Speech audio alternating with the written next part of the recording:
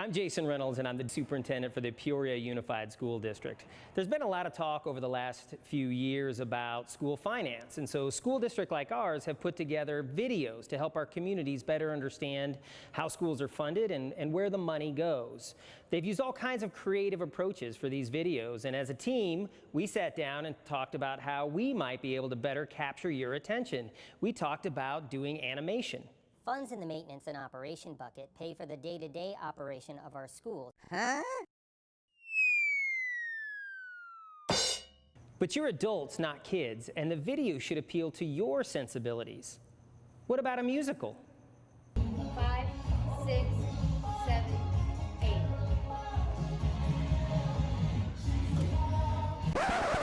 But we're educators, not entertainers. So let's dispense with the entertainment and commence with your school finance education. Let's begin.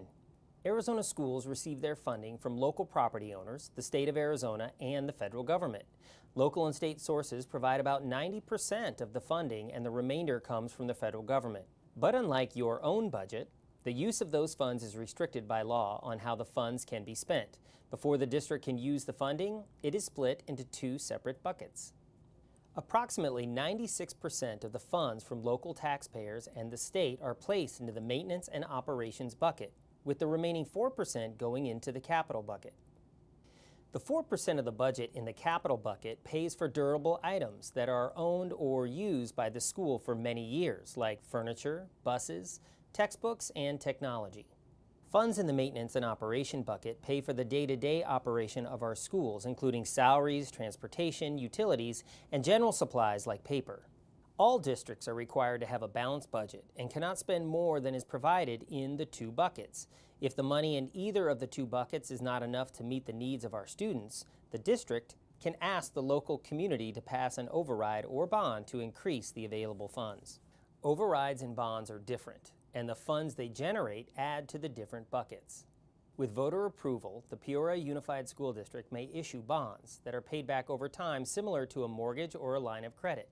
Bond proceeds fund capital projects that have a useful life longer than 5 years, such as new school buildings or maintenance and repair of current buildings, acquiring new buses, and technology for our schools.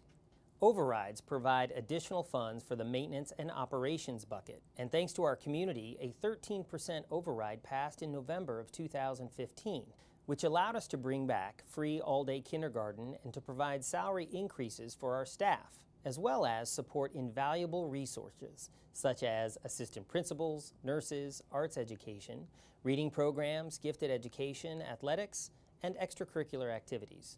Overrides are approved for a 7-year term, and if not renewed by voters, the funding begins to be reduced in years 6 and 7. And by year 8, the funding is fully eliminated.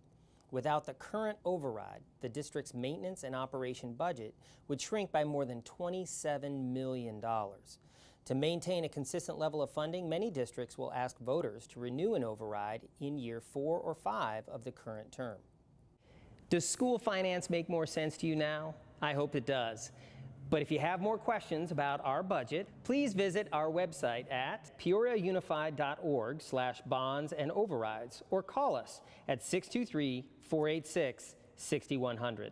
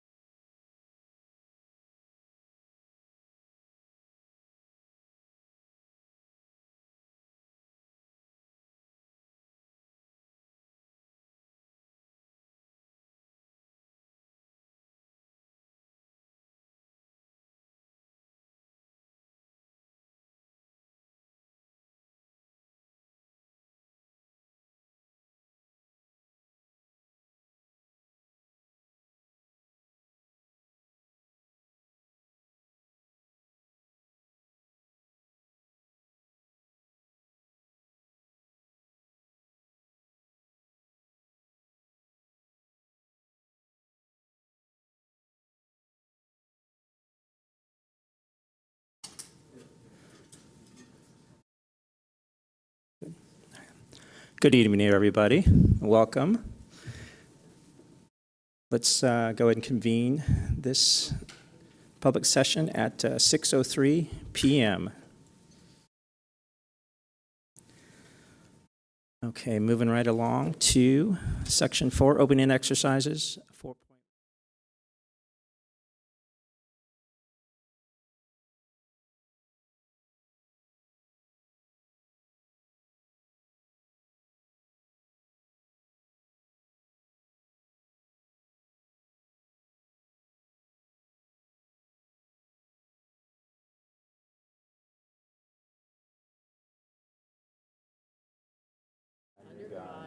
Indivisible, with liberty and justice for all.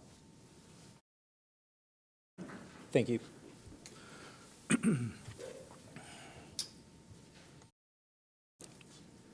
Okay, moving on to Section 5, address agenda. Does any board member wish to address the agenda and consider adoption or recommend changes? Ms. Stone? No, thank you. Ms. Unreal? No changes. Ms. Fingerville? Ms. Martinez? All right, very good, thank you. All right, moving along to Section 6, 6.1, recognitions. Ms. Danielle Airy.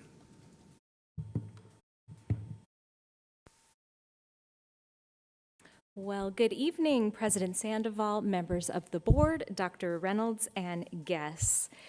If this pandemic has taught us anything, it is the importance of working together as a community. As you know, this year, our incredible partnership with the city of Peoria has really grown in tremendous ways. Due to our partnership between the city, their staff, and of course, their council and mayor, we were able to safely, in a very productive way, serve and provide a safe space for more than 700 students across 17 campuses through a program called On-Site Support. You'll recall for our governing board and of course for our community members who may be streaming this live that providing on-site support opportunities while our schools were closed was a section of the executive order issued by Governor Ducey.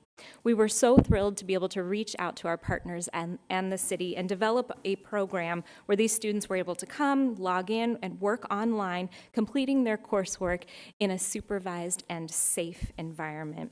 This evening, we are recognizing the city of Peoria for their incredible contribution to help support us during a time of great need in our community to come together and to really just say yes, to take that call and to provide what we needed at the time that we needed it.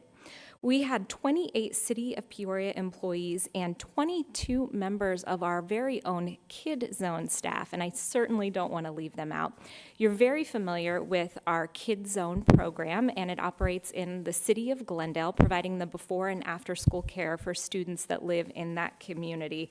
We also want to recognize them for all that they did to help support this on-site program and to really get it off of the ground and make sure it was available to those students that needed it. I'll also just remind you just a little bit more about on-site support, that the intention was to serve our more vulnerable students in our district. We were able to support, in particular, children of first responders, our English language learners, and our homeless and foster care students, in addition to anyone else that needed that safe place to go. We would like, on behalf of the school district, to thank our Kid Zone team and, of course, our City of Peoria team. We've invited representatives from both to be here this evening, and Dr. Reynolds, if I could, I'd invite you to come around to the front of the dais here. We do have a token of our appreciation to share with them this evening, and then, of course, President Sandoval will turn it over to you and the board for any remarks that you may have for them tonight. Representing the city of Peoria, we are so honored to have Councilmember Bridget Bensbacher here with us. Thank you so much for being here. On this side for us. And if you'd like to come up, we have something to share with you from Dr. Reynolds. I'm sure he'll have an elbow bump maybe to go along with it. And we'll take a quick photo. I'll get them separately.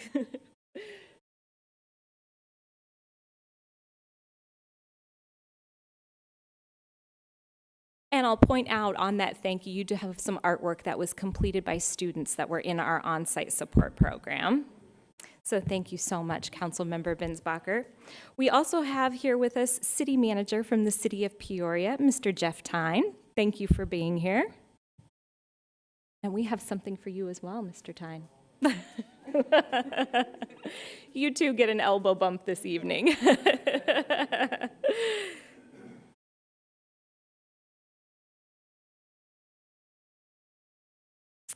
No shortage of elbow bumps. We will move on to our Deputy City Manager, Eric Strunk. Thank you so much, Mr. Strunk, for all that you provide and all the support for the team that was running our on-site support programs.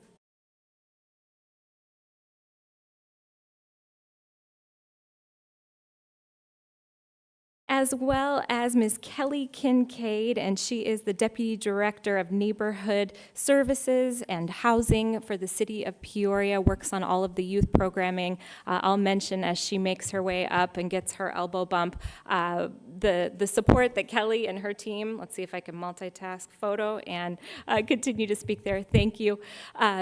Kelly and her team just really does a tremendous job through our partnership, and we know we can always reach out to her with anything that we might be needing for support.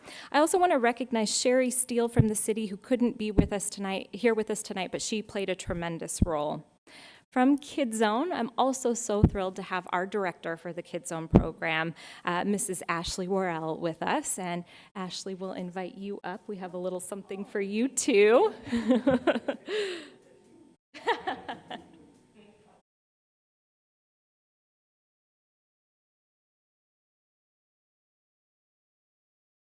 And Mrs. Worrell team, I have to say, when she got that call, well, it sounds like we've got a great adventure for you and your team. You think we can pull this off?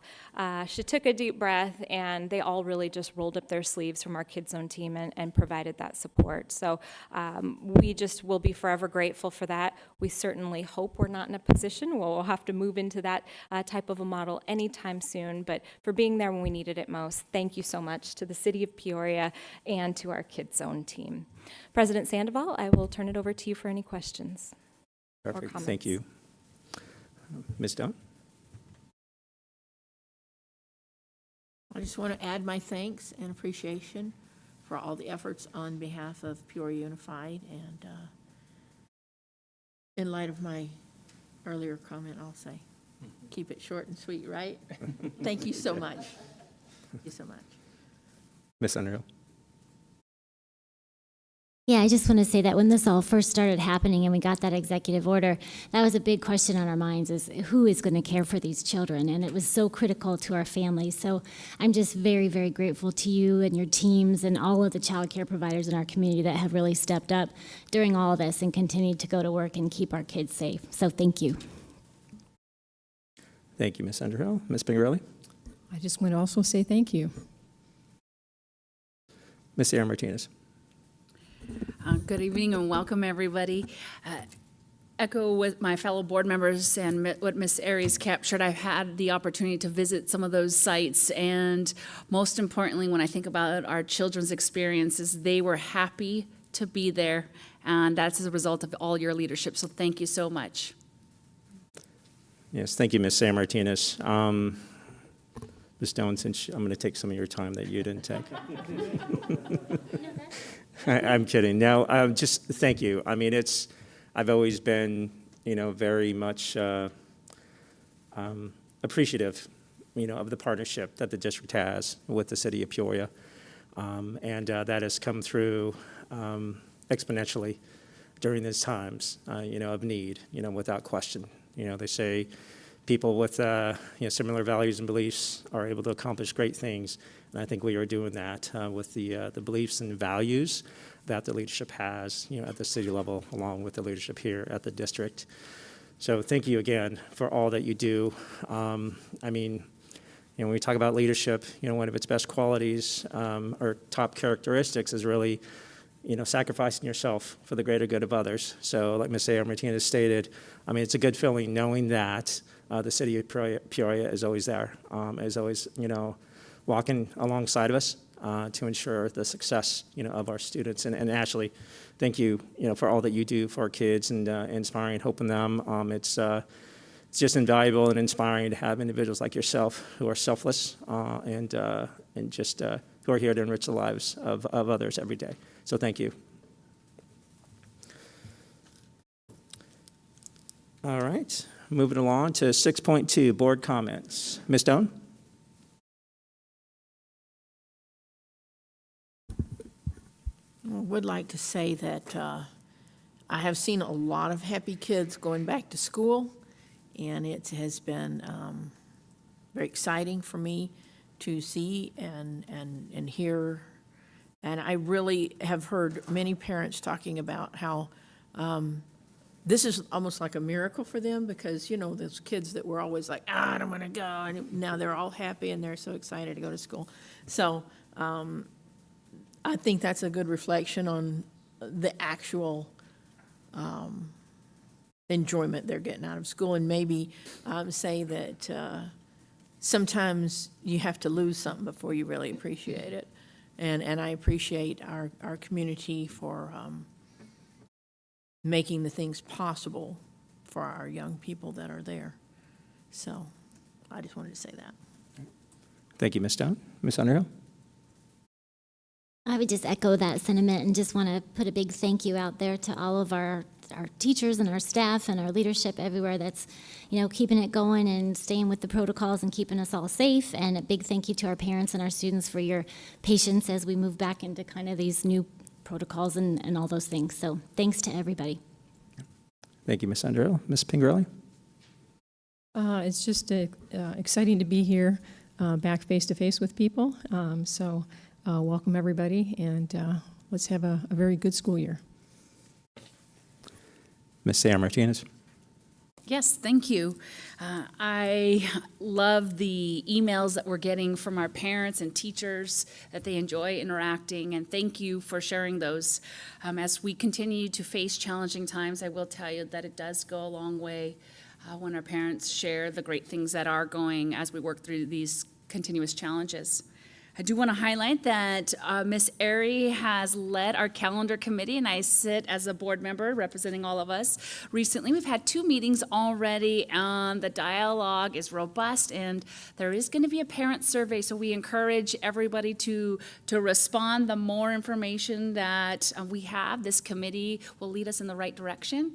In addition, Dr. Davidson has led our first year diversity committee and highlighted our volunteer staff. We welcome the cabinet to join part of the committee, as leadership is so important when driving and being inclusive, as well as we have our council members and our city manager to be a part of the conversation. Dr. Reynolds has highlighted 3 main points as we move forward: to advocate, educate, and definitely celebrate everybody's individuality. So thank you so much. Yeah, thank you for that, Ms. Sam Martinez. Yes, I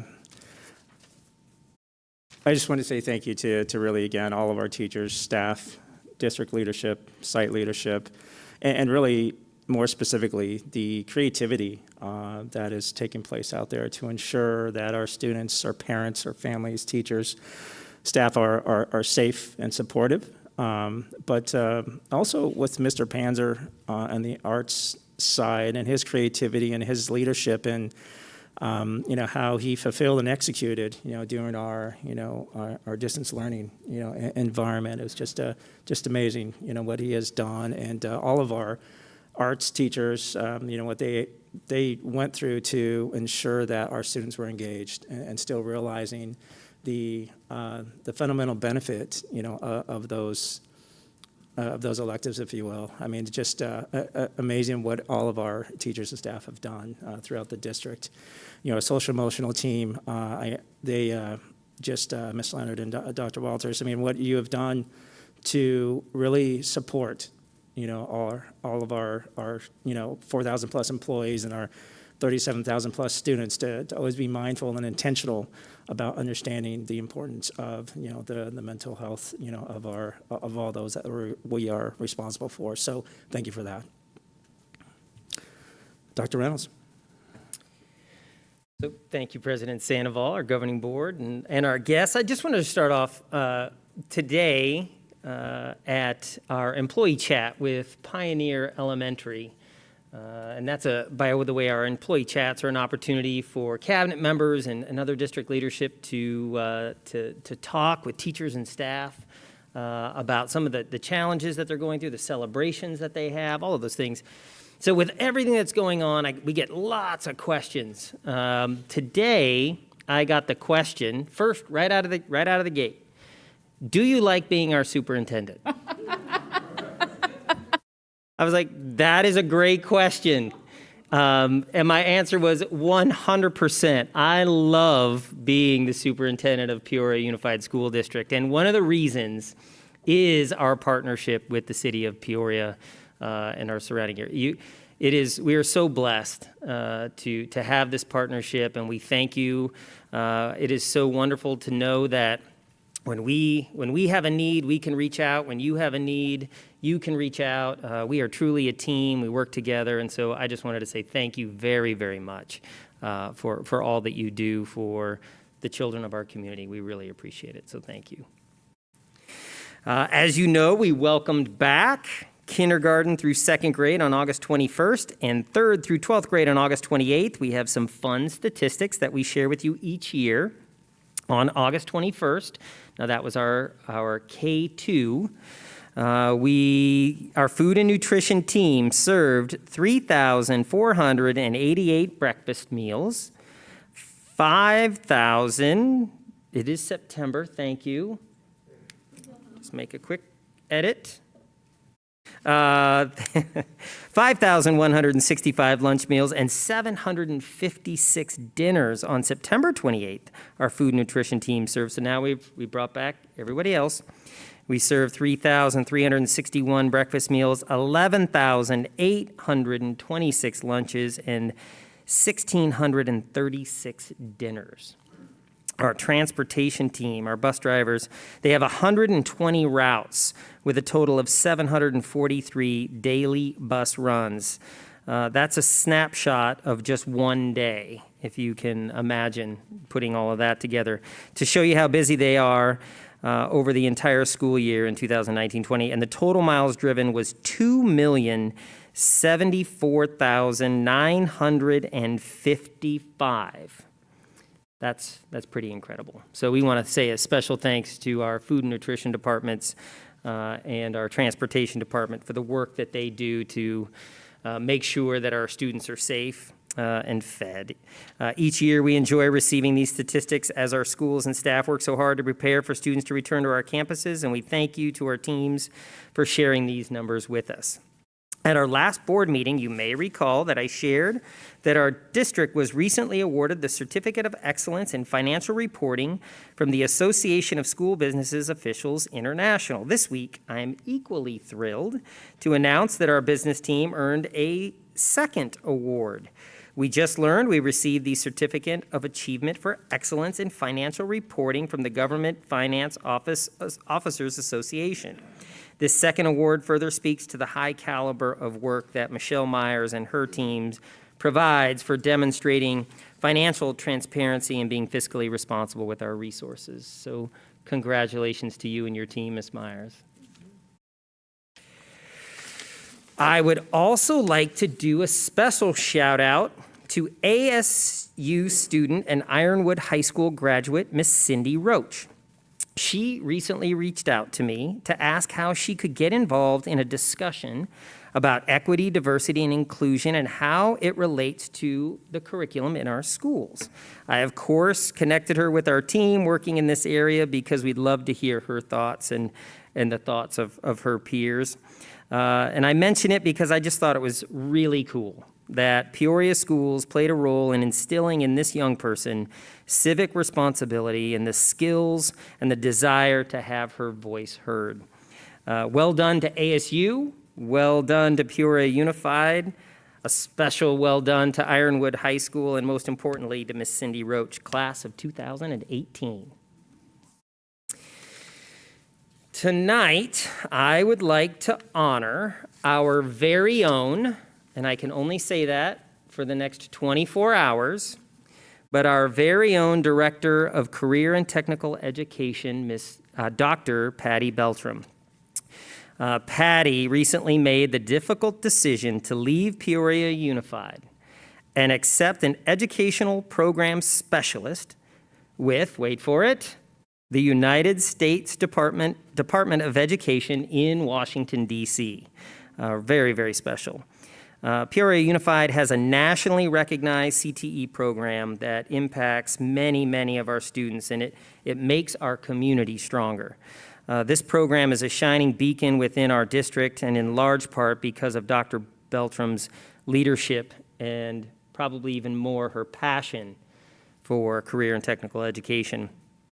Let me just take a second. I want to read a few highlights of some awards that she has received. The 2005 Association for Career and Technical Education Teacher of the Year Award.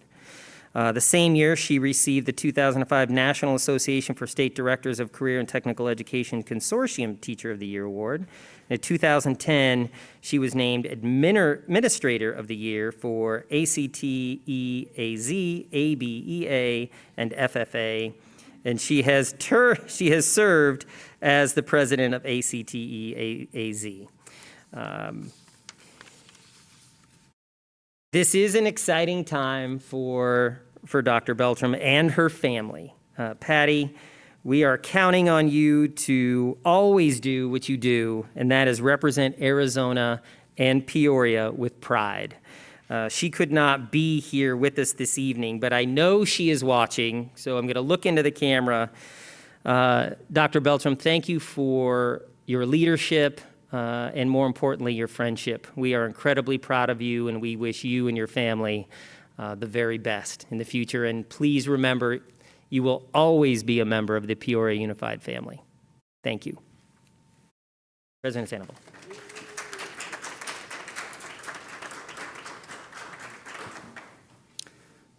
Thank you for that, Dr. Reynolds. A lot to be proud of in PUSD as always. Thank you. Okay, moving along.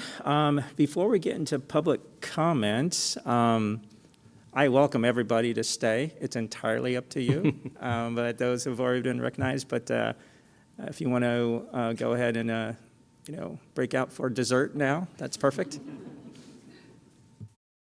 We'll pause for a sec. Thank you again. Thank you. City of Peoria, Ashley, thank you.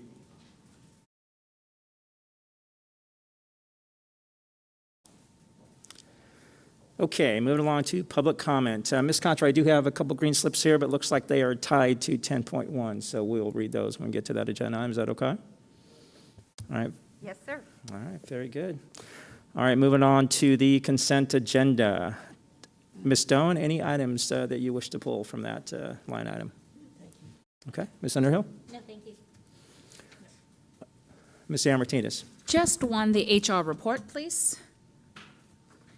And I believe that's 8.3. Okay, I'll second that. Ms. Contra, I'd like to pull a couple. Let's see, 8.8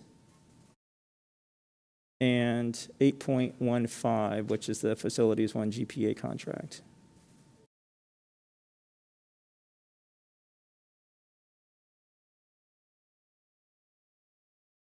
Ms. Hale, that was 8.3, is that correct? Yes, and then did you say 1 GPA, 8.5? What number would you? 8.15 and 5, got it. and Okay. 8.8. I second that, President Sandoval. Thank you. Can I get a second on 8.8? Thank you very much. All right, I do need a motion to approve the consent agenda minus 8.3, 8.8, and 8.15. President Sandoval, Yes. I move to approve the consent agenda item minus the listed items. Okay. I'll second that. Board members, please cast your votes.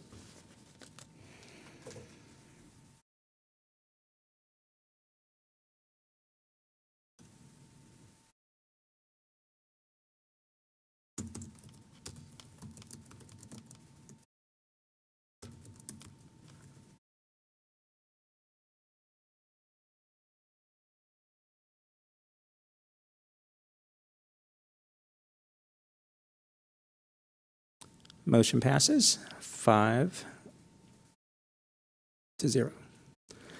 Okay, moving on to what was 8.3, Ms. Sam Martinez? Thank you very much. Mine is brief but important. Oftentimes, we talk about the HR report, but I really want to focus about the 25 new hires on our frontline classified staff to the Peoria Unified Family. Now, I won't read all the names, but so often our students, and Dr. Reynolds, you highlighted how many food meals we served. And so when I look at the list, we are hiring across the district. For example, Miss Nerman Hasabella from Desert Valley. We have instructional assistants at Paseo Verde, Crystal Dotson, and campus security at Sunrise Mountain, Jeff Hughes. So I do want to take a moment to say people welcome to the Peoria Unified Family. Generally, you do administrators and some teachers, but you're the frontline staff. We see you and thank you, and I just want to take an extra moment. Any other questions, comments on 8.3?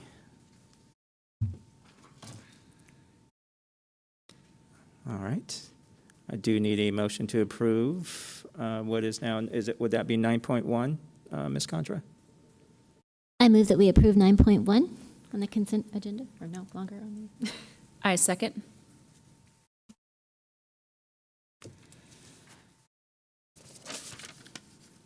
Board members, please cast your votes. We have a motion by Ms. Underhill and a second by Ms. Sayre Martinez.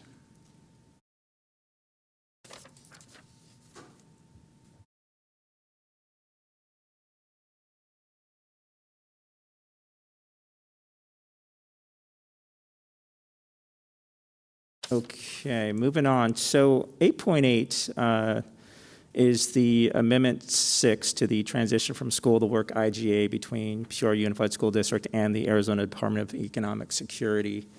And the reason I pulled that line item from the consent agenda is more around recognition than anything else. It's more of just, as we take a look at PUSD and really upholding our mantra of every student, every day, prepared to shape tomorrow. That's just one of the other that just also is a testimony to that statement. So I wanted to say thank you to the team, that works with those kiddos and ensuring that they are successful, as they leave the walls here leave the PUSD walls. So that said, I need a motion to approve what is now 9.2. The transition from school to work IGA between Peoria Unified School District and the Arizona Department of Economic Security. President Sandoval? Yes, ma'am. I move to approve 9.2. I'll second that. So we have a motion by Ms. Sam Martinez and a second by myself. Board members, please cast your vote.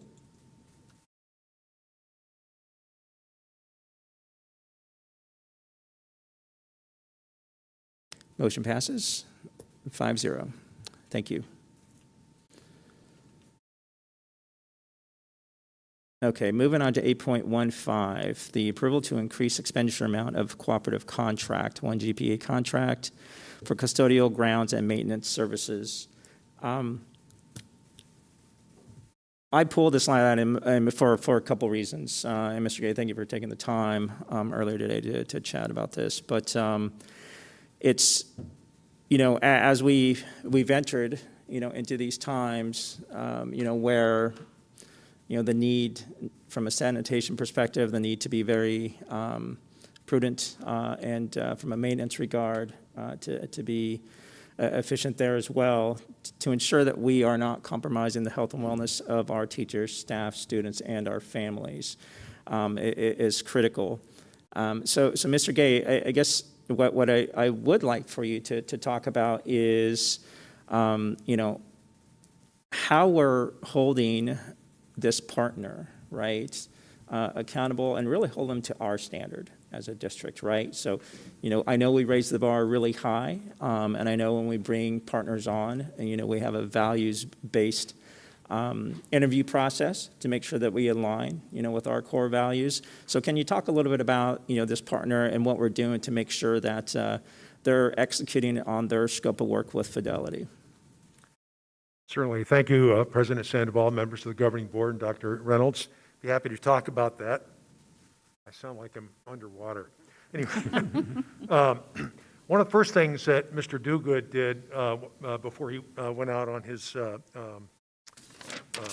time away from us is that we adjusted the statement of work, negotiated with the company, our partner, to adjust the statement of work to ensure that we're getting higher and better quality work done, particularly in the area of sanitation. I think it's critically important during this time. And so since that time, Mr. Deeg, our Executive Director of Facilities Maintenance, and his team have been doing an awful lot of walking the grounds to ensure that that work is being done. So they're doing a lot of spot checking, and that happens both during the day and at night, and then also speaking with staff to make sure that they're satisfied. And in some cases, there have been some issues. And so Mr. Deeg, in particular, has spent a lot of time with the leadership of the company working on those particular issues to get remediation, certainly when things weren't done exactly right, but also longer-term improvement to the work that's being done. One of the, in particular, for example, where there's a specific issue, as an example, he worked with the company to take care of specific things that weren't done according to standard. And so corrective action was taken quite satisfactorily. In fact, some staff were replaced, dismissed from the company to make sure that we've got just the highest quality staff working for us, as well as specific remediation of the specific issues that happened. And that was followed up by very close inspection by Mr. Deeg along with the vice president of the company to make sure that work was being done. In a more general sense, across the district, he's also worked with the company, the executive, for them to conduct some additional retraining or training of the staff across the entire district to make sure that they are aware of the standards that are expected of them. And that training is supposed to be complete on the 15th of October. So we'll be checking up on that to make sure that's happening effectively. And then I guess, I don't want to say finally, but as just in terms of your question, I'm personally meeting with the vice president of CCS tomorrow morning. And it's partly a meet and greet in my new role, sort of taking over for Mr. Duguid while he's gone, but also to make sure that they understand our expectations. I want to make sure that partnership is solid as we go forward and continue working with them. So we expect the attitude, by the way, every step along the way has been very cooperative. So when we've pointed out issues, they said, well, we're on it, we'll take care of it. And there's been a certain amount of adjustment of staff, moving people around to get them all in the right spot. So I think we're in a very good place. And then Mr. Deeg understands, as well as his 3 maintenance supervisors, that when we get a complaint or an issue from a staff member, be it a teacher or a principal, whoever it is, we're going to jump on it right away and make sure that either we find out what the issue was, or in fact, if there was a real issue, that we get it taken care of. Perfect. Thank you for that. And, I know we're being asked to, really approve a incremental scope of work, which what I like about the mindset behind this is, adding another layer of safety right throughout the day. So I do appreciate you getting into more detail around, how we're holding our partners accountable and certainly holding them up to the standard that we expect and that our students, teachers, and staff deserve. So thank you for that. So any questions, comments on this President line? Sandoval? Yes, ma'am. I do. Thank you for bringing this to the forefront. And I recall when Mr. Duguid was presenting, one of the questions that we discussed was mitigating risk, quality control. And this is a big part of that reassurance and prioritizing safety. With that in mind and hearing your explanation, you mentioned frequency and that you're checking often. Can you give me an example of what is a measurement of success? Are you looking for 90% of the rooms to be done, 100% of the rooms to be done every day? What are some measurements of success that you're looking at? Well, thank you, Ms. C.R. Martinez. I wish I could give you a great answer tonight, but what I will tell you is this. Our contract with, the one GPA contract itself, and then as it's specifically manifest with CCS, I've asked for that contract to be sent to me. I did that today. and I expect to get that tomorrow, I'm sure. And I'm going to make, contracts like that for a service typically have specified some sort of standard of performance expectation along with remediation if those standards aren't met. And whether they're met on a spot notice or spot basis or over time or whatever the criteria might be. So I'll be taking a look at that and understand what quality control specifics are in place, and then I want to make sure that we can remind our partners of that and make sure that our inspections are, let's just say, faithful to that quality of standard so that we know we're meeting it. Perfect. And as we look through those opportunities, if it's not within their scope, then I would look for Ms. Myers to look in within the CARES Act and some of that funding that we provide, that additional safety resources. So thank you for that. With that, I stand. Thank you. And President Sandoval, members of the Yes, board, ma'am. if I can add, the company itself is being procured through a 1 GPA contract, so there also are certain protections using that cooperative mechanism.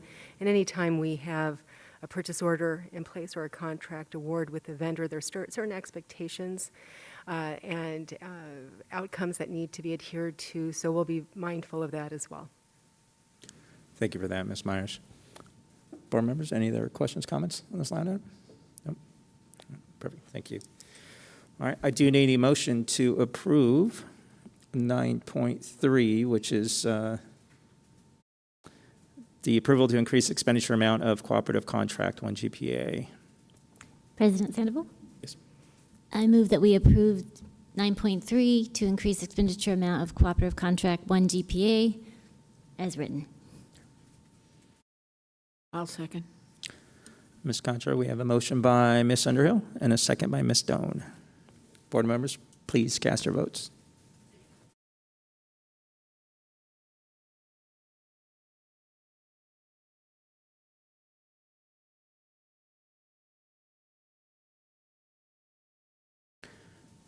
Motion passes 5-0. Thank you, board members. All right, moving along to section 10 and 10.1 specifically, action on hearing officer recommendations for level 3 employee grievance. Ms. Contra, I do have 2 green slips up here for public comment. As always, public comment is limited to 3 minutes. As I call your name, if you can please approach the podium there, and we look forward to hearing you. All right, the first green slip that I have is Margaret A. Gentry.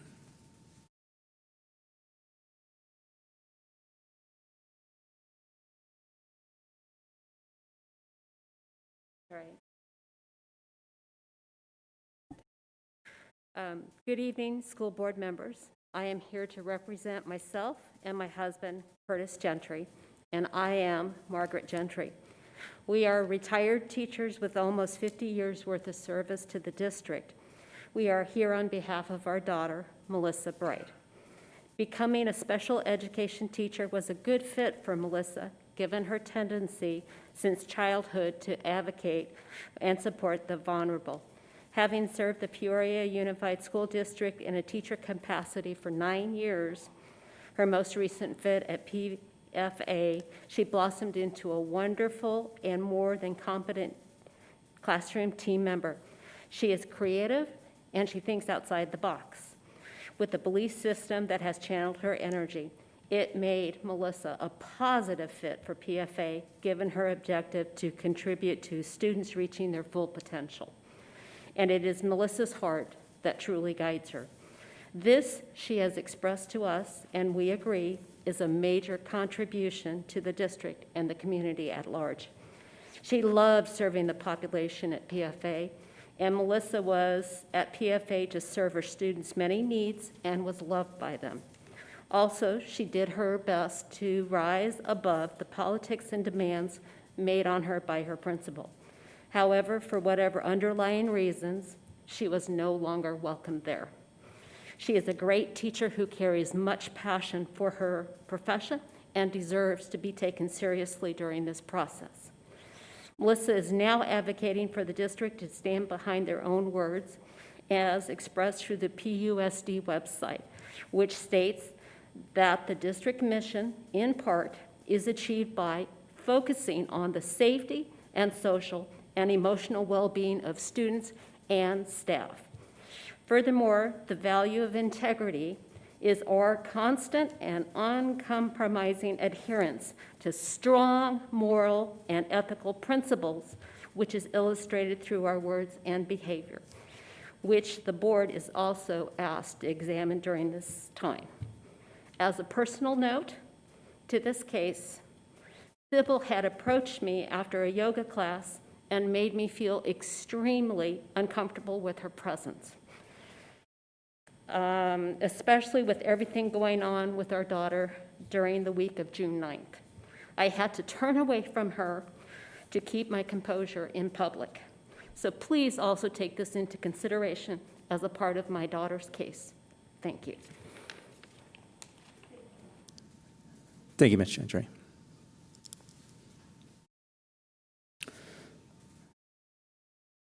Next public comment pertaining to this line item is Ms. Melissa Bright.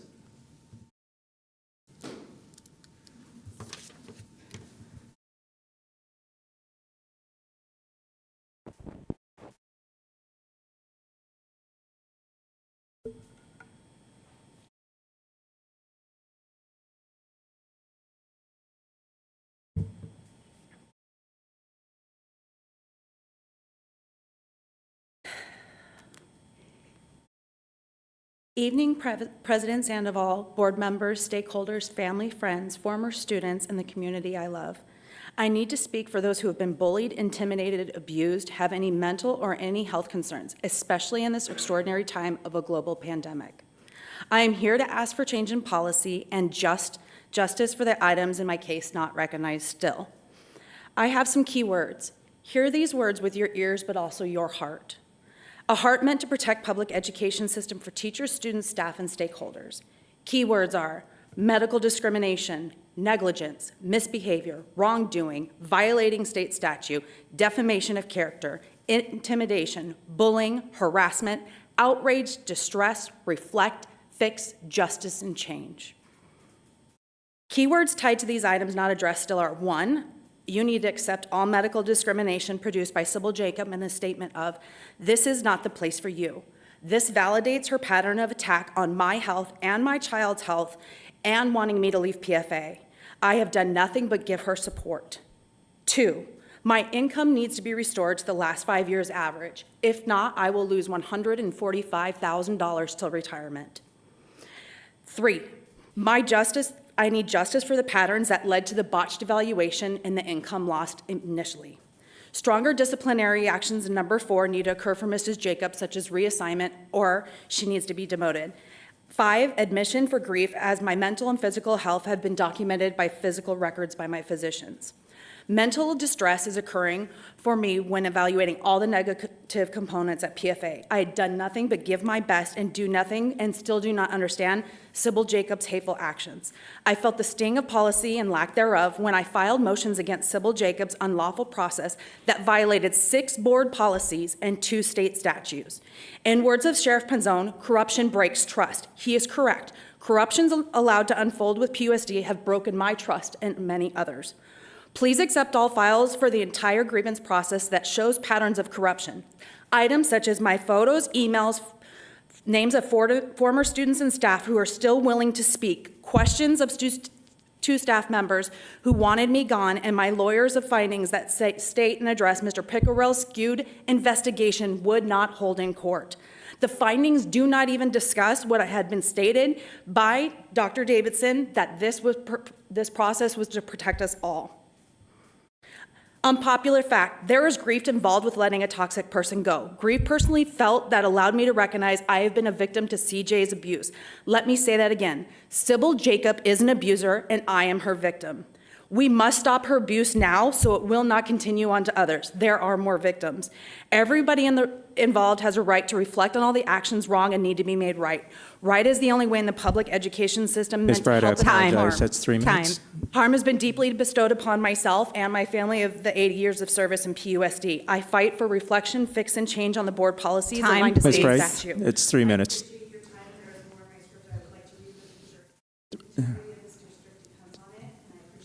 That's right. Thank you.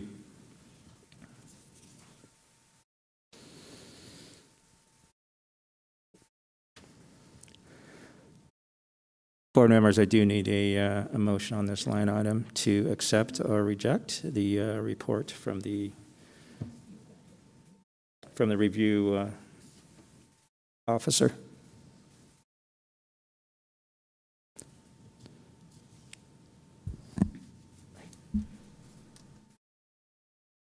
Based on what's been presented, I move that the governing board accept and adopt the findings and conclusions of the outside review officer related to the Level 3 employee grievance filed by Melissa Bright.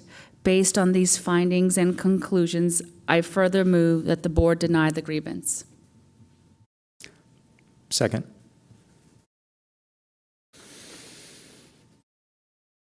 Board members, please cast your votes.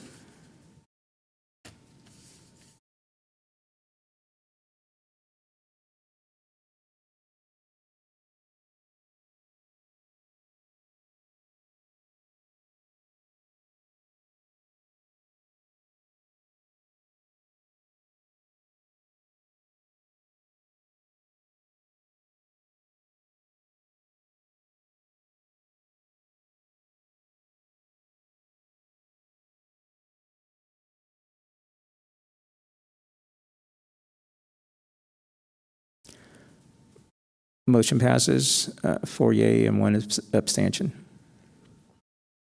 Thank you. All right, moving on to 10.2, Constellation Solar Settlement Agreement.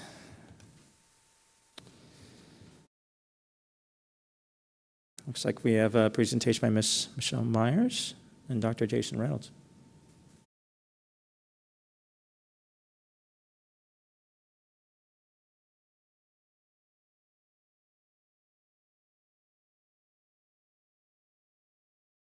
Good evening, President Sandoval, members of the governing board. Solar panel systems were previously installed by the Peoria Unified School District as an energy saving and cost savings measure.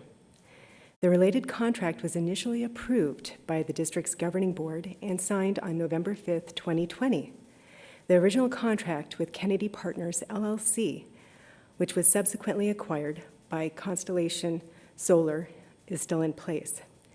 The systems, as built, also include the benefit of covered parking at the school sites where the systems are located. The initial contract was written to comply with Arizona Revised Statute 15213.01, which requires guaranteed energy cost savings, and was procured by the Peoria Unified School District using a cooperative RFP from the Custodial Unified School District. The district engaged an energy consulting firm to review the district's energy usage at the sites that have solar arrays and associated APS energy usage, and identified that the guaranteed cost savings promised in the contract were not being realized by the district. Constellation Solar has disputed the district's claim. The district notified Constellation Solar through its legal counsel of the contract concerns and requested guaranteed energy savings payments back to the district. Constellation Solar eventually requested a mediation be held with a third-party mediator to attempt a settlement between the parties. The mediation took place on August 28, 2020, which produced the proposed settlement offer from Constellation of $375,000 that is attached to this agenda item to settle all past claims and to agree that the contract is valid as written. The settlement agreement has been reviewed and approved by the district's legal counsel, Mr. Aaron Brown, with the law firm Cantelmi and Brown, PLC, and Mr. Brown is with us this evening to assist in answering questions. Thank you. Mr. Sandoval? Yes, ma'am. I believe when you first started reading, you read the original date as being in 2020. Pardon me, Mrs. Doan, President Sandoval. I apologize if I misspoke. I should correct that. It should read November 5th, 2012. Thank you. So just for the record, November 5th, 2012. Thank you for that. Thank you, Ms. Myers. Dr. Reynolds, did you any subsequent comment or nope? Board members, questions, comments? Ms. Doan? I'd like to say that I think that we're making the best we can of the situation for our community. Thank you for that. Ms. Underhill? I would just echo the sentiments of Ms. Doan. I feel like due diligence was done and that we're doing the best that we can moving forward. Thank you. All right, thank you, Ms. Underhill. Ms. Pingarelli? Yes, this came before the board about 2 years ago. I think no matter what the board does, it's a no-win situation. If we accept the agreement, we are accepting $375,000. And in these troubled times, that is substantial.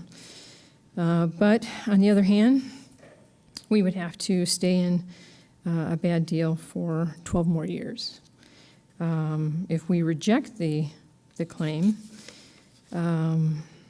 then we would have the ability to litigate potentially in the future if the board did decide. After 2 years of going through this, I have enough information to make a decision. Thank you. Thank you, Ms. Pingarelli. Ms. Sam Martinez? Thank you, Ms. Myers, legal counsel. I grew up in the Peoria Unified School District, ran for office so that I can uphold what I was taught my whole life, to be trustworthy and ethical. 2 years ago, this board inherited this problematic contractual agreement with the vendor, as you stated, Constellation Solar, that I believe betrayed those principles.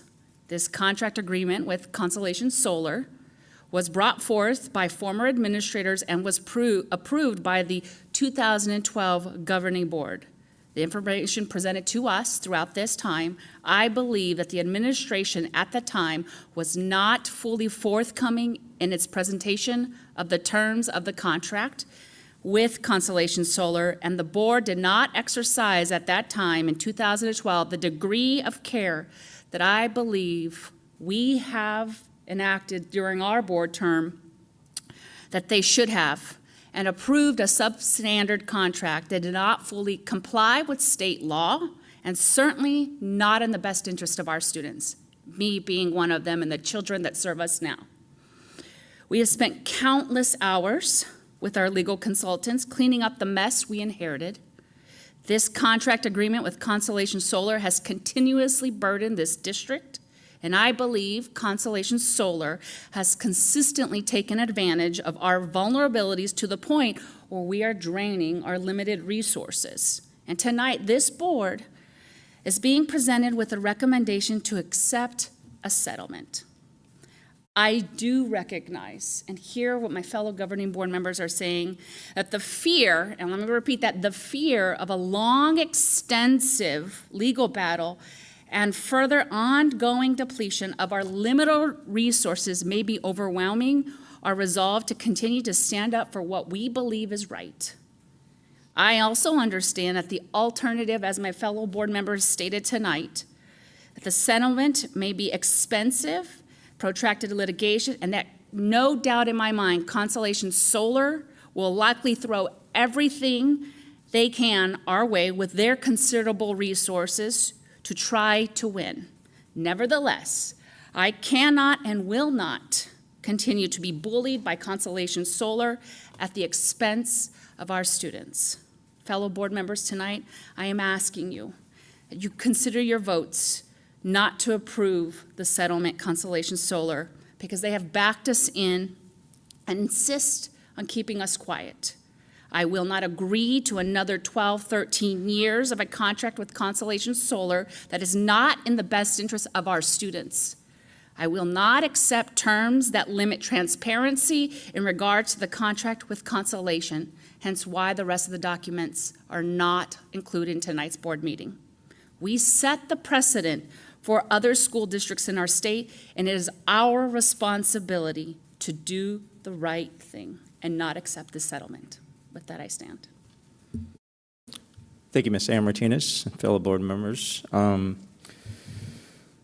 Yeah, for the last couple of years, there's no doubt that we have walked alongside with district leadership around this contract to what I am proud of, over that time frame is the due diligence, the continued pushback to make sure that we are being certainly good stewards, of our community's dollars by pushing back and really realizing a settlement that was, in my mind, I believe about threefold, 3 times, what the original settlement was. So it was, so thank you, district, for continuing to fight, for what is right, for our district. I know we are in this contract for another 12 years, and, based on, multiple meetings, this is the best case of a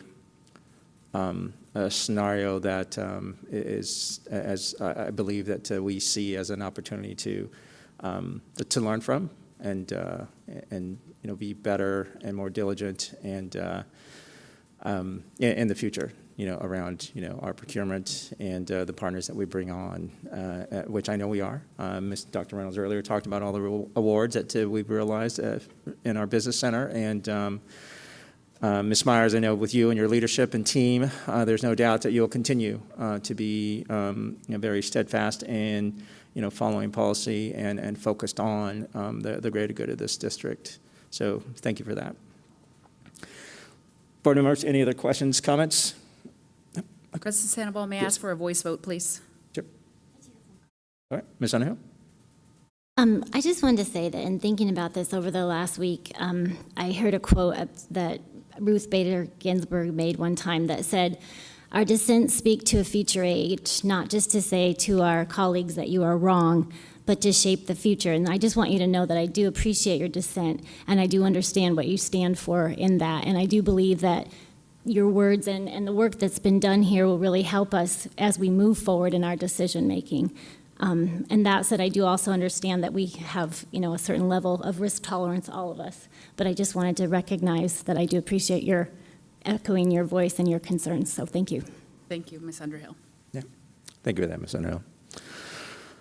Fellow board members, I do need a motion to approve the Constellation Solar Settlement Agreement as proposed. President Sandoval? Yes, sir. I move that we do not accept and reject the settlement. I need a second. I will second.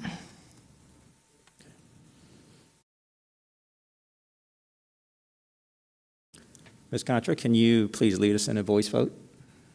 Yes, sir. President Sandoval, thank you. Mrs. Pincarelli? Yay. Mr. Sandoval? Nay. Mrs. Doan? Nay. Mrs. Seja Martinez? Yay. Mrs. Underhill? Nay.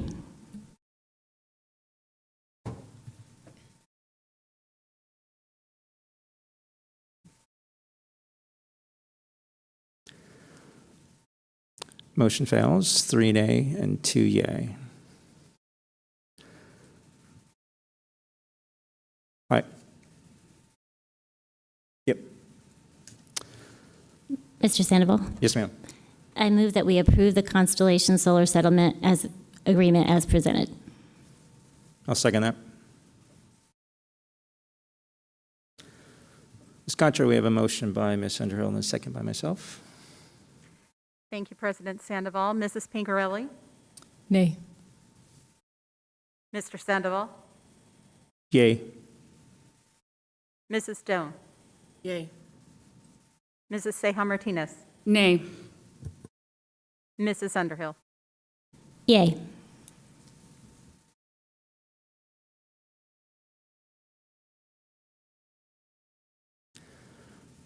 Motion passes 3-2. Thank you, board members. Thank you, Ms. Myers.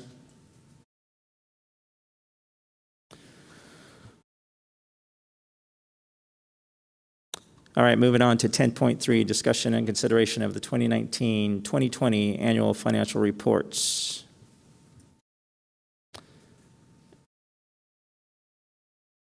Ms. Myers, welcome back. Thank you.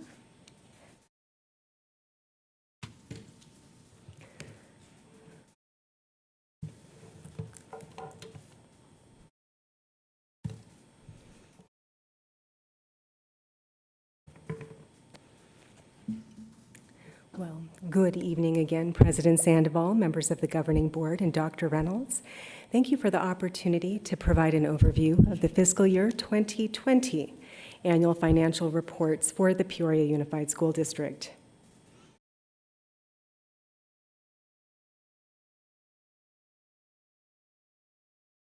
Tonight's presentation will include an overview of the fiscal year 2020 annual financial report, or AFR as it is commonly called, and related annual financial reporting requirements and associated reports. I will also highlight maintenance and operations, capital and classroom site fund expenditures, and carry forward amounts in addition to expenditure totals for grants and select cash-controlled funds. Also included in the presentation is a summary of expenditures by function and website information where our community can view current and past annual financial reports, budgets, and audited financial statements. One of the 4 perspectives of the district's strategic plan is the stewardship of community resources. Annual financial reporting is part of this strategic perspective to solidify and adhere to effective policies, practices, and accountability for district resources. The annual financial report includes budget and actual summary information for revenues and expenditures and fund balances for all district funds for the fiscal year ended and is required by Arizona Revised Statute 15904 to be approved by the governing board on or before October 15th each year. In addition, a separate food service, AFR, as well as a results-based funding expenditure report and classroom site fund narrative are attached to this agenda item this evening. The district also began reporting school-level expenditures starting in fiscal year 2019 to ADE, which becomes part of the district's report card on the ADE website, and ESSA federal reporting, which is managed by ADE for all public school districts in Arizona. The reports are compiled in accordance with Arizona Revised Statutory requirements, and guidance from the Arizona Auditor General's Office and the Arizona Department of Education. The annual financial report is also reviewed as part of the district's fiscal year 2020 financial audit, which is currently underway. And I would like to take a moment to acknowledge that the AFR and associated year-end reporting is managed by the Business Services Department and our fantastic team. I would like to thank the entire Business Services Department for their efforts during the year-end close process. And I'd also like to specifically thank our internal auditor, Mr. Michael Vaughn, CPA, our budget analyst, Ms. Veronica Fabella, our Director of Accounting, Mrs. Linda Virgil, and Ms. Laurie Rotenberger, who's our Grant and Finance Manager, and Mona Rodriguez, our Payroll Manager. Everyone plays a part, but these team members were really instrumental and helped us make the deadline and to bring this information forward to the Governing Board this evening. Each year in July, Peoria Unified adopts an annual expenditure budget for the fiscal year that includes budget amounts for maintenance and operations expenditures, also referred to as M&O. This is the fund where the majority of the day-to-day operational expenditures take place for the district.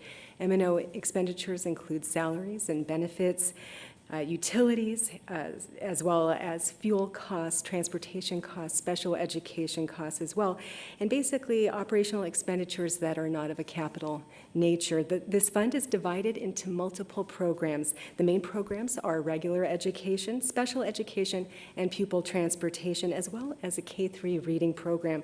For reporting and accounting purposes, each of the programs is further subdivided by function, including instruction, support services, and operation of non-instructional services. The total M&O expenditures cannot exceed the adopted budget limits. In fiscal year 2020, 87% of the M&O expenditures were for employee salaries and benefits and contracted salary services. The total expenditures in the M&O fund were $226,378,993 for the year. And included in the fiscal year 2020 M&O expenditures were $27.8 million of M&O override funding last year to support district-wide positions and programs. The district's annual goal is to have at least a 3% combined M&O and capital carry forward. And you've heard me talk about that in recent years. We've had an objective to increase our carry forward. This year is different, though. And the reason why, well, before I go into specifics on that, I want to highlight the reason why we've been focused, in part, is we have current year funding related to student enrollment here in Peoria Unified, and all public school districts are subject to that. And the Auditor General's Office, as well as bond rating agencies, look at our fund balance and available carry forward when we go out to sell bonds and when we report each year to the Auditor General's Office. And if you don't have a healthy carry forward, you can be deemed as being in financial stress. Fiscal 2020 is unique, as it includes fourth quarter impacts from the COVID-19 pandemic. We've never experienced that before. That will continue into fiscal year 2021. In fiscal year 2019, the M&O carry forward was 3.9%. In fiscal year 2020, this percentage has increased to 9.9%. However, the carry forward is different, as I began to allude, and there are a number of reasons for that. The first is a planned increase of $1.7 million. You may recall when we brought forward compensation recommendations, we were going to use $1.7 million of the carry forward for the final portion of the 20 by 2020 teacher compensation increases to not have to use the Classroom Site Fund where it's being funded this year. In addition to that, there were reduced costs in the fourth quarter related to a modification of our operations and not providing instruction in person because of the statewide mandate. And that resulted in utilities and fuel cost reductions, as well as contracted services reductions and substitute cost reductions, all in the fourth quarter. And in addition, eligible M&O expenses for the prior fiscal year were also reclassified into the Enrollment Stabilization Grant.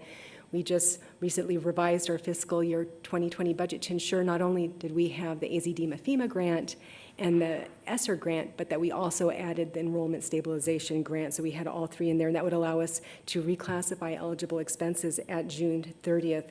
We also last year used one-time net position with Valley Schools, $6 million. All of that's now being reflected, and that reduced our benefit expenses in the fiscal year. So that was $6 million. All of that impacted the increase in the fund balance. Another consideration is that the district is also planning for a funding reduction in fiscal year 2021 that is estimated to be at least $5 million at this point. We've updated our projections due to reduced student enrollment that will not be covered by the Enrollment Stability Grant. Taking these factors into consideration, the unrestricted M&O carry forward amount and percentages would normally be more in the range of 6 to 7% without those mitigating factors that I just highlighted. The fiscal year 2020 annual financial report is a review of the most recent fiscal year and is a financial representation of the district's operations throughout our community. Activities of teachers and staff supporting students and their learning throughout the school year. The Peoria Unified School District is the largest employer in the city of Peoria and the fourth largest public school district in the state of Arizona. Fiscal year 2020 maintenance and operation expenditures supported educating more than 37,000 students last year. That's preschool through 12th grade at 41 schools. The district employed 4,004 full and part-time employees last year, and that included 2,163 teachers and certified staff, 1,724 classified staff representing bus drivers, food service workers, nurses, warehouse, maintenance, and administrative and support staff. And I'd like to add to some of the comments Dr. Reynolds made earlier today on transportation miles and food service. Our bus drivers transported, as was shared earlier, students over 2 million miles. And that's actually a lower amount than the prior year because there were some modifications to transportation in the fourth quarter. But in addition to that, our food service workers served just under 4.3 million meals and snacks to students during the 2019-2020 school year. It's also important to note that when in-person instruction was limited at the schools, the food and nutrition program was able to continue supporting students, families, and adults in the Peoria Unified community by serving over 775,000 meals through curbside pickup and delivery during the time frame of March 23rd through June 30th, 2020. Capital funds are different than M&O and include district additional assistance, building renewal, adjacent ways, and bond building fund. Unrestricted capital expenditures include furniture, athletic equipment, textbooks, instructional aids, computers, and software. Unrestricted capital expenditures in fiscal year 2020 totaled $8,509,162. The $8.6 million capital carry forward is restricted for $5 million of remaining ELA, or reading textbooks, the textbook adoption that was approved last year, that will continue in this fiscal year and have actually already taken place. We did not complete the purchase prior to June 30. Part of that rolled into the new fiscal year and is embedded in that carry forward. Building renewal funds consist of monies requested by the school, or from rather, the School Facilities Board to maintain the adequacy of existing facilities. In fiscal year 2020, we received $196,320 of funding that was expended on eligible projects. And the Adjacent Way Fund is used to account for special property tax assessments used for constructing, maintaining, or improving any public ingress or egress adjacent to land owned by the district. In fiscal year 2020, the district expended $527,000 as reimbursement for ingress and egress utilities for the Meadows land donation as required by the donation agreement, as we've presented in the past. The bond building fund is used to account for proceeds from district bond sales that are expended for school and building renovations, pupil transportation vehicles, technology, and other eligible capital expenditures as approved in bond authorizations corresponding to the election ballot. Fiscal year 2020 bond expenditures totaled $9,832,305. There is $15.6 million of remaining bond funds at June 30th, 2020 from the 2012 bond authorization. This balance is slightly higher than projections shared late last year due to several fiscal year 2020 bond project encumbrances not being liquidated due to the project still being underway, and those encumbrances rolled into the new fiscal year. On October 23rd, the district will provide the annual bond and M&O override update to the community, and bond expenditures will be reviewed in more detail at that time. The Classroom Site Fund is prescribed by Arizona Revised Statute 15977, and it was established in 2002 to account for a portion of the state sales tax collections and state trust land income provided to school districts as an additional funding source for teacher salaries. Classroom Site Fund expenditures are accounted for in three funds: base pay and performance pay for certified teachers. Total Classroom Site Fund expenditures in fiscal year 2020 totaled $16,594,297. Another category of funds used for operating and capital expenses is special projects. These are federal and state grants which are used for supplemental education programming, including Title I, Title II, IDEA, E-rate, and Medicaid in public schools. Guidelines for accounting and reporting of these funds are set forth by the Arizona Department of Education and the Federal Uniform Grant Guidance. Medicaid in public schools is included in the federal grant award totals. This fund is used to account for monies received from Medicare for providing eligible reimbursable services to students, including speech language, occupational therapy, nursing, and other special education-related services. The reimbursements can be used for district M&O related expenditures. However, it is not a guaranteed ongoing funding source, and therefore we never include the reimbursements in base compensation. Federal and state grant expenditures in fiscal 2020 totaled $25,246,213. The grant activity this year also included COVID-19 grants that I have previously highlighted earlier in the presentation and at past board meetings, but in a nutshell, the three grants are listed here with their definitions, and at June 30th, we had $4,498,710 in total expenditures, with $4.4 million included in the enrollment stabilization grant. So we have data here from two fiscal years, fiscal 2019 and 2020, and this represents cash funds. We include cash-controlled funds in our annual financial report, and a cash-controlled fund has a budget capacity that includes its beginning fund balance plus revenue for the year. And I'm highlighting 5 of those funds tonight. That includes auxiliary funds, which relate to bookstore operations and the payment of student fees for classes, parking, field trips, extracurricular and athletic activities. And I'll note in fiscal year 2020, revenue was $2,667,973, and expenses were $1,868,939. And the reason I'm highlighting this is you'll note, I'll comment, in some instances we had a revenue decrease in some of these funds because in part of the closure in the fourth quarter of the fiscal year. So again, that revenue decreased 20% from the prior year. The Civic Center Fund accounts for the rental of school facilities to third parties in the evening and on the weekend. The $558,717 of revenue decreased 48% in fiscal 2020 compared to the prior year. In part, that's due to an accounting reclassification for our cell tower revenue to the plant fund. That's no longer included in Civic Center. And expenditures totaled just over $227,000, which was 45% of the prior year.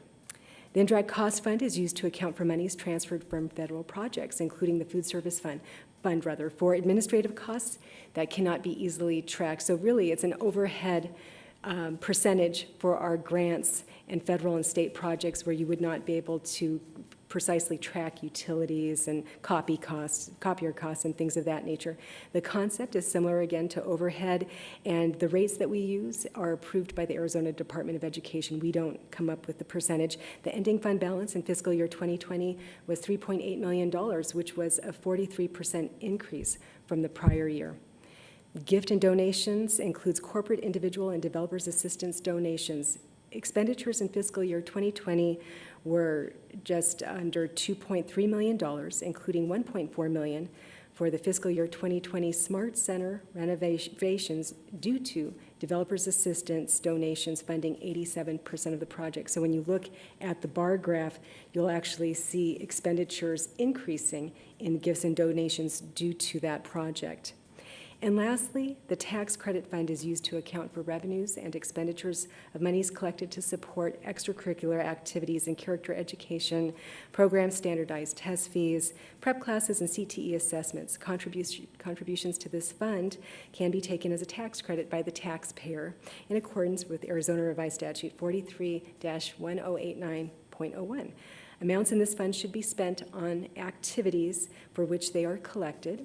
And during fiscal year 2020, $1.4 million in tax credit revenue was collected with just over $900,000 in expenditures, which was a 24% decrease in expenditures from the prior year. Again, some of this movement is in part related to the fourth quarter changes due to the pandemic. As the graph details, all 5 funds, indirect costs and gifts and donations in particular, had movement with indirect costs and gifts and donations having the largest change in their ending fund balance at June 30th, 2020 compared to June 30th, 2019. And the fund detail for all cash-controlled funds is located on page 6 of the annual financial report. Arizona Public School Districts are required to use a consistent chart of accounts detailed in the Uniform System of Financial Records, also known as the USFR. This publication is the joint responsibility of the Arizona Auditor General and the Arizona Department of Education. This document interprets Arizona Revised Statutes Title 15 and contains the guidelines and requirements that Arizona school districts must financially comply with and governs how funds can be used and activity accounted for in our financial system. The function describes the activity for which a service or material is required. And we've been providing this information for several years, and we, at this point, have 5 years of data. And you'll see over the last 5 years, classroom instruction related expenses and M&O, capital, and classroom site fund have been consistent related to instruction, administration, plant, and transportation costs, with 74% of fiscal year 2020 expenditures being made for instruction and student and instruction related support activities. 15% for central plant operations and student transportation, and approximately 11% of expenditures being made for administrative activities district-wide.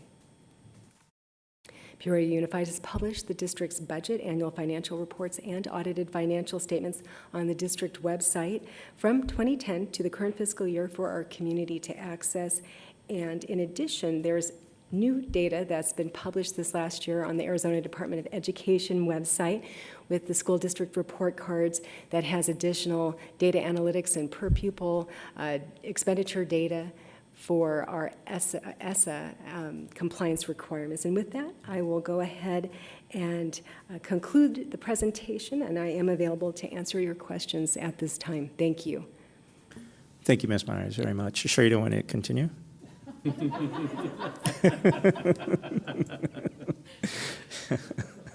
Ms. Stone, question, comments?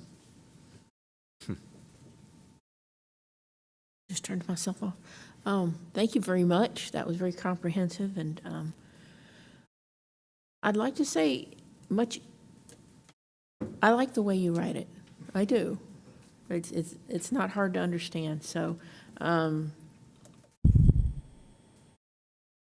think we've got some good news mixed in with some bad news and things that you are very efficient at dealing with in your team. So I would like to thank you for the very transparent way you put things forward too. So thank you for that. I appreciate it. Thank you, Ms. Stone. Ms. Underhill? I agree, and I do appreciate the graphs because that's helpful for me to be able to see on the bar graph, because following all the numbers is like, oh. But yeah, excellent job, and I do appreciate all the diligence of your team, and I'm glad to see you getting some accolades as well. So thank you. Thank you, Ms. Underhill. Ms. Pingarelli? I also wanted to say thank you, and I believe you're short-staffed, so it's even more thank you. Yeah. I just wanted to just get that number again in terms of loss. Was that it was at like a couple of weeks ago, a month ago, it was like 3 point something. Now it's 5 million. Yes. Thank you, President Sandoval, Mrs. Pingarelli. And I've always been careful when we've provided CARES grant or COVID grant funding updates at their estimates. And what we have received in recent weeks related to the enrollment stabilization grant, and again, we're managing three: AZD, FEMA, ESSER, and enrollment stabilization, which is through the governor's office. As we went through the application process and an estimator was subsequently published, and additional guidance has also come out from the governor's office, districts are having clarity on not only the volume of expenditures that would be included to come up to that 98%, but also as we approached and now have passed September 30th, we have a better understanding of what our change in enrollment has been. And if you calculate that delta of 2% that we would have to absorb, we originally thought it would be in the low $3 million range. We're projecting now it's about 5.1. But again, we're finalizing that process, but we have revised our estimates upward. Thank you. Thank you, Ms. Pingarelli. Ms. Martinez? Yes, kudos to your team, and numbers flying all over the place. Ms. Stone, I'm glad you could keep up because that was a lot of information, like drinking from a water hose. One, I appreciate the visual as well. I get a lot of questions. I'm going to keep it down to two simple ones. When we look at all of these numbers, I look at the first one. There's been a lot of talk about or question, did our expenses go down as a result of COVID? We were in virtual environment back in March, and then our environment looks different now. So what I'm trying to look at is on the bar graph, the fiscal year 19 expenses, and then I see 2020 expenses bar graph. I'm just trying to understand if that's how it's translating, that we did see a decrease in expenditures from year to year in these 2 years so far. We did in some of the cash-controlled funds. Specifically, we saw a decrease, as I mentioned, in Civic Center, as well as auxiliary and tax credit are the most notable. Also in our M&O, utilities, sub-costs, as an example, fuel costs. And you'll see that reflected in the 5-year comparison. If you look at the central support numbers, you can see that change from 2019 to 2020. Perfect. Thank you for that clarity. And so I just have this is my second question, is looking at impact. Is there any positive impact as a result of looking at those expenses, or any foreseeable negative impact to meeting our students' needs? Are we going to have to monitor and adjust as we move forward? Thank you, President Sandoval, Mrs. Ceja Martinez, members of the governing board. As we completed the closeout of fiscal year 2020, we were able to identify actual hard costs that were eligible for CARES Act. I'll call it holistically CARES Act grant reimbursement. And as I shared, it was approximately $4.4 million, as well as the reduced expenditures and revenues. So there was a little bit of a netting effect. However, that expenditure reduction, which increased our fund balance, will be necessary in part next year, because that's how the enrollment stabilization grant is making up for more than the 2%. And what I mean by that is you're reclassifying expenditures out of M&O, as an example, into that grant, and that's building up a carry forward. So we're going to have to look at 2020, which was one quarter, in conjunction with 2021 to really see the big picture. But we're very careful weekly, meeting with our CARES funding team that has representation. Mr. Gay's part of that process, as well as our academic services team, Dr. Bell, looking at needs, available funding, opportunities, and the timeline where you're hitting deadlines is the enrollment stabilization grant is first in line, meaning we have expenditures that have to be incurred by December 4th and paid for. And then the ESSER grant will continue to September 30th of 2021. So you kind of stagger them and hit each one. We're focused right now on the enrollment stabilization component as we have more clarity after our 40th day.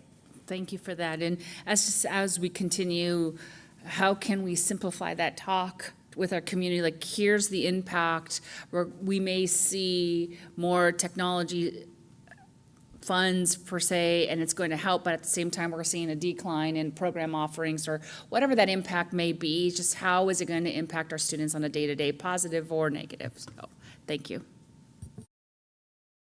Thank you for that, Ms. San Martinez.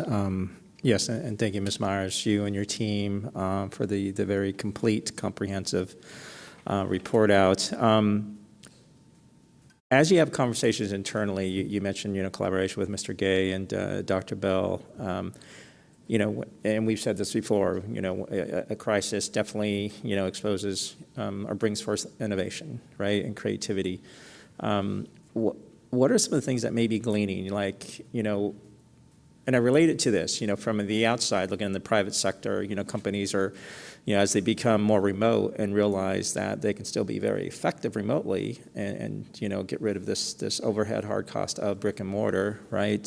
So now they become more efficient moving forward, after a crisis. What are some of the things that are really gleaning as a district, as we take a look at, as we have adapted to the current situation, what are some of do those efficiencies look like, and what's gleaning that you see as a best practice and a way for us to be very effective and efficient financially, even post-pandemic? President Sandoval, members of the governing board, your question is excellent, although we will need more time to provide you with an appropriate response. And what I mean by that, we're looking at immediate needs, district-wide, as well as obtaining clarity, looking back, gaining focus on the last quarter of fiscal 2020, and here we are at the end of the first quarter in fiscal 2021. And so I would be premature to highlight best practice aspects of what you're asking at this point, because we're still gaining focus and gathering data to make those recommendations. But what I can say is we're identifying needs with a very large team of stakeholders with expertise to ensure we're expending the available grant monies in the best way possible to support our students and staff. Yeah, no, thank you for that. And I guess I should have been more clear, at this point, right? So anyway, but no, thank you for that. I really appreciate it. Any other questions, comments, board? All right, perfect. President Sandoval, if Yes, I may. Yep. I just want to echo what the board has said. We are so lucky to have Ms. Myers as our CFO. Today, in an employee chat, she was referred to as Superwoman. And so I just wanted to pass along my thanks and our community's thanks to her and her team. They work incredibly hard to represent this community. Well, thank you, Dr. Reynolds. And it truly is a team effort. We have remarkable professionals in the business office, and it's a collaborative effort, and I'm very grateful for the team that we have, so thank you. Thank you, Ms. Myers. Board members? This is an action item? It is, yeah. So I do need a motion to approve the annual financial reports for fiscal year 2019-2020. I move that we approve the annual financial fiscal report for the year 2019-2020. I'll second. Ms. Contra, we have a motion by Ms. Stone and a second by Ms. Sam Martinez. Board members, please cast your votes.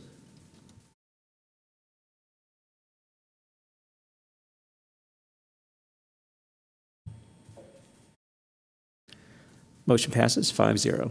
Thank you, Ms. Myers. All right, moving along to our discussion items, 11.1, health data update. And I see Mr. Moss at the podium. Here again. Welcome, sir. Here again. And I even left my little guy there because and that's what I look like, I guess, right, John? So I left my little picture there for you. Mr. Sandoval, members of the governing board, I'm here again in this 2-week period to update you on the new information that comes out on our health data that comes from the county. Okay, we've had 2 reports in the last since our last meeting. The latest one is as of this morning at 9 o'clock. We get some updated information. In the last 2 weeks, 3 weeks, and again, we have to remember there's a little bit of a lag time between the data in terms of when we catch up. But we've been opening for the last month or so with gyms and with restaurants expanding, with the openings of schools, with all of those things. And I think that when you look at the information that we provided there, I can provide there, that all of those numbers these numbers go up a little bit. And I think it's the most important piece is I think that we all expected that to occur as we begin to open the economy more to our moving around and being around people, okay? So we have had an increase from 25 to 53 over the last 2 weeks, 3.22 to 5.06. And if you take a look at the graphs as we presented in the past, you can kind of see where we're at in terms of being in the green, being in the red, where we're in each of those places. And so I provide the graphs for you again to kind of see what we've been doing. Here's the number of cases, and again, we're right in the middle there of the yellow. If we moved percentage positive, we've just moved out of the green. We're right along the bottom there, 5.06. And again, not a major increase there, which was a little bit surprising, right? With all the things that you read about the increase in cases. And then the hospitalizations remain the same. The information we get there is we need to be careful because we're going to start having the flu season, and we can expect that this would start to impact these numbers also. So we're going to get potentially some hospitalization numbers to go up with the flu because the flu and not necessarily COVID over the next 2 or 3 months. So we provide the information for you. We have had an increase, and again, the key to this, I think, is something that we have expected and we've mentioned to you in the past, predicted that this is going to happen overall. With that, I will stand for questions of anything that you'd like to ask. Thank you, Mr. Moss. Ms. Stone?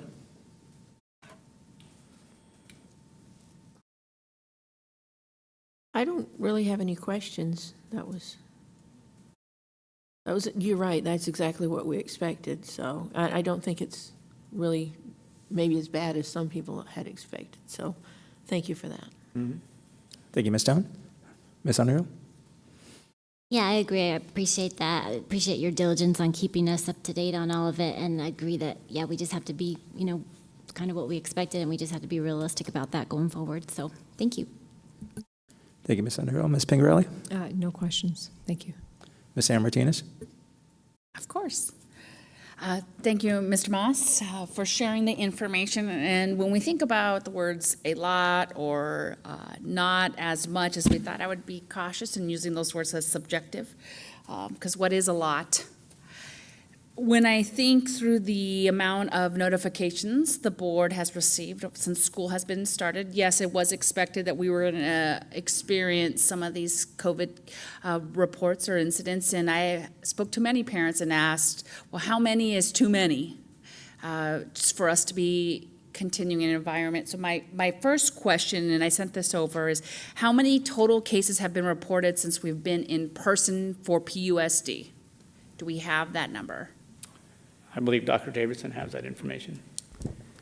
President Sandoval, Ms. Ceja Martinez, in terms of reported and confirmed cases since August 17th, we've had a total of 25 children and adults impacted. Thank you very much. How many, as a result of those scenarios, how many students and staff are in quarantine? Right or now. At home, or what are, per the operations plan? Sure, President Sandoval, Ms. Ceja Martinez, that number can kind of vary, as you could guess. Right now, the sites that are impacted, there's 11 sites that are represented in that number, and we work closely with the school site alongside the county as well to determine who should be quarantined, but we currently don't have that exact number.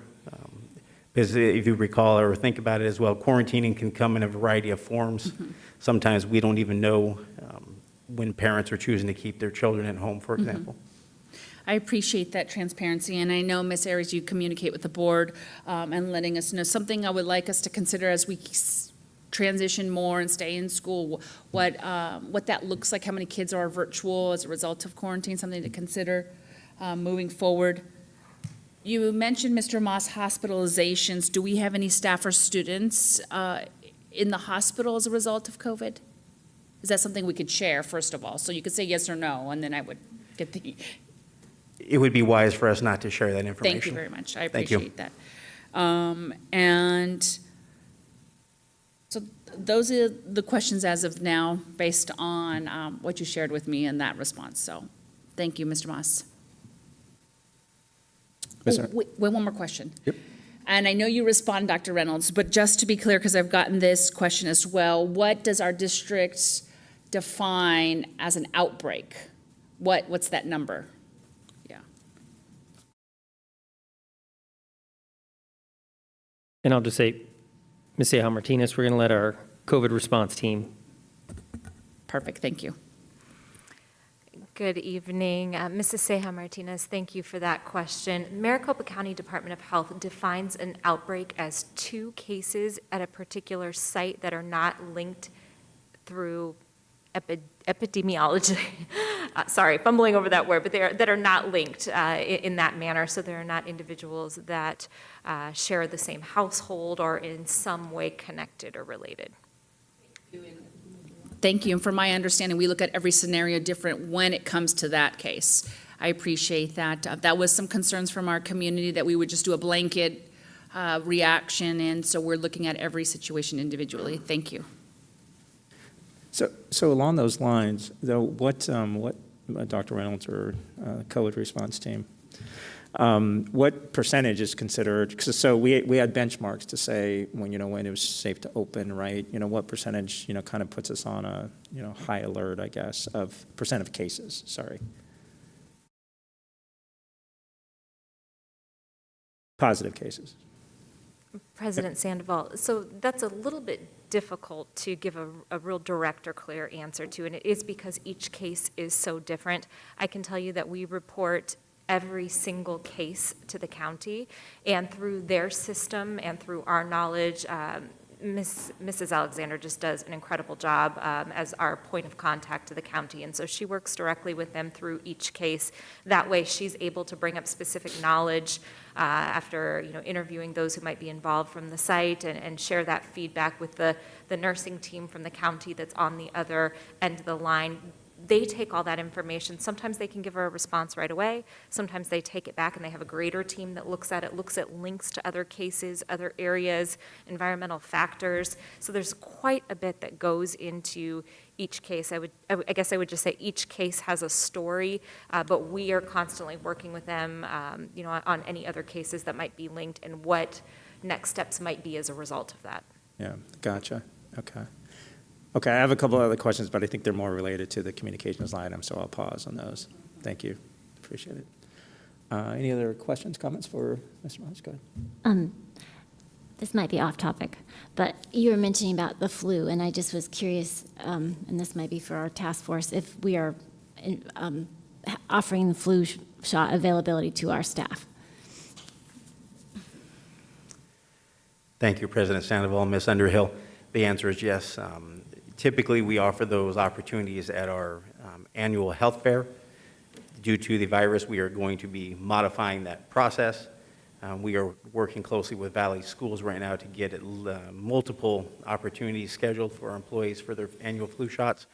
We're also partnering with Ms. Airy and some of our community partners to consider expanding that out into our school sites as well. So.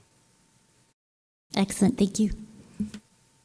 Now, and I apologize because I don't have the specifics on this, but I think about a week ago, I thought I saw where districts were going to be receiving tests. I don't know if they were federally governor, but it sounded like school districts were going to be receiving tests. I mean, can you speak to that at all and what that means for us? I was glancing to Ms. Myers just in case she received an update that I did not, but I believe I'm safe to say that we have not received in our district specific information. I think you're referring to the rapid tests that were recently released, and there was some media related to that. We are expecting to get some more information on if that is an opportunity that's a fit for our district, but we have not received that yet. Got it. Okay. Thank you. Mr. Moss, thank you, sir. Appreciate it.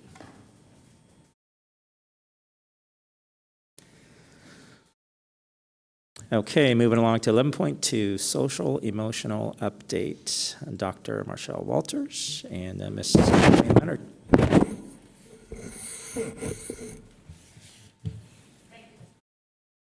Yep.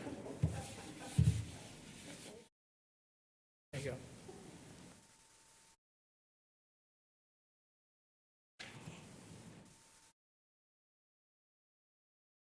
Good evening, President Sandoval, members of the Governing Board, Superintendent Dr. Reynolds, Cabinet, and guests. We are here to provide an update on the progress of the Social Emotional Learning Initiative. To start, it is important for us to review our goal, and that's to develop and implement a functional, sustainable, and evidence-based district-wide social emotional learning model that is culturally sensitive, diverse, family and community-oriented, to meet the needs of every student, every day, in pre-K through 12 schools throughout the Peoria Unified School District. Our district-wide social emotional learning initiative is a multi-tiered system of support. We have displayed 4 of the 6 funnels, understanding that we all have a responsibility for the social and emotional well-being of our students.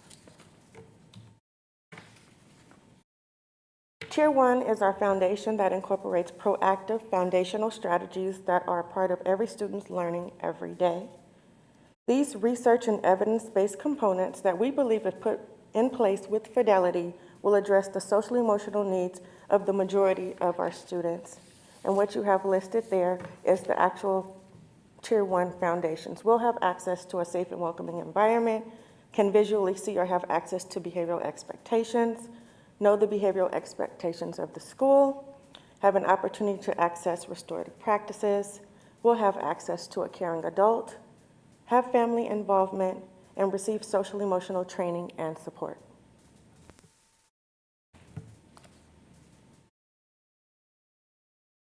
Moving forward, we now look at Tier 2. Tier 2 is the heart, which involves more intensive and intentional supports that will be coordinated through our student support teams. Each campus team will be comprised of different professionals. However, all teams have an administrator, a school nurse, and a school psychologist.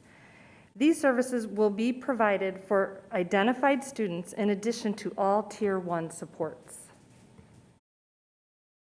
So this is our Tier 2, our heart, is what we call it. Okay. Moving on to Tier 3. Tier 3 is the safety net, which helps us to provide support for students whose needs are beyond the scope of the school and the district of what we can provide. This may include a referral to the child study team for further evaluation, an intervention and/or referral to our community partners for support. Here are some of our community partners listed.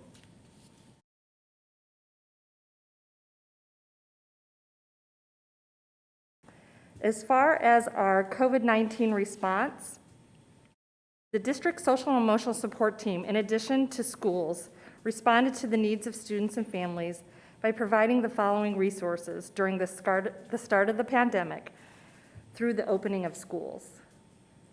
So these resources were implemented. Student support line, you can read through all of them there. Administrators provided site-specific SEL updates, provided teletherapy to students through Southwest Behavioral Health. We ensured that all McKinney-Vento students had accesses to all necessities, including computers.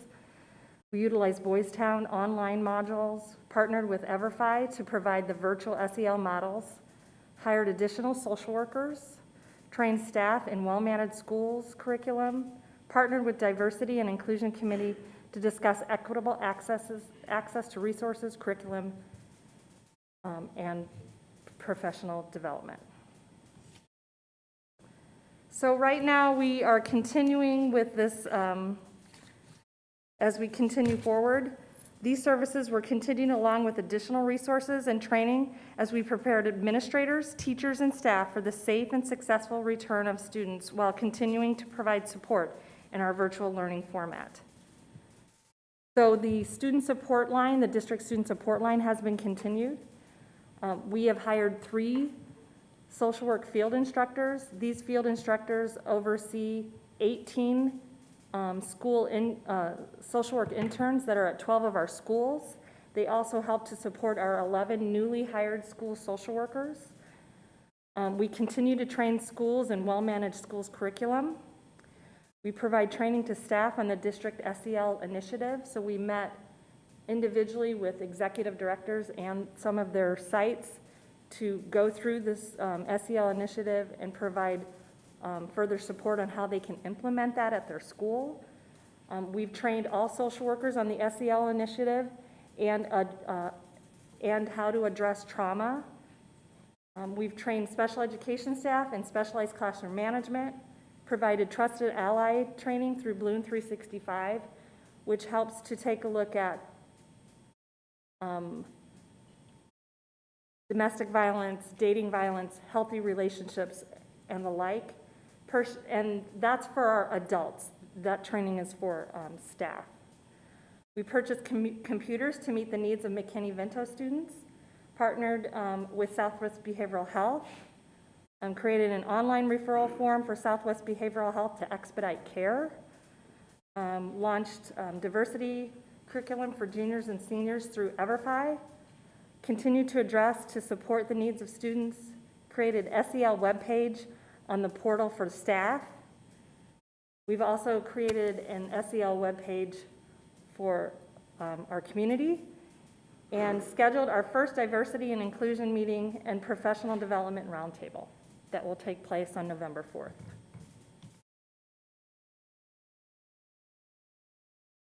Questions? Thank you both very much for the presentation. Ms. Stone?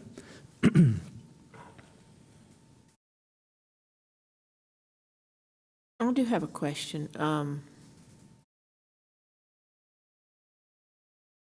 What are we teaching as far as diversity and inclusion is concerned? Because there is a wide range there across this country on the teachings there, and I'd like to know what our basics are in that section.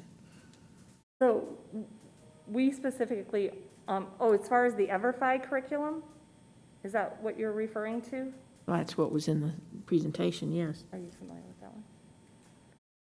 So with the President Sandoval and Ms. Stone, with the EverFi curriculum, what they have provided for us were lessons on compassion.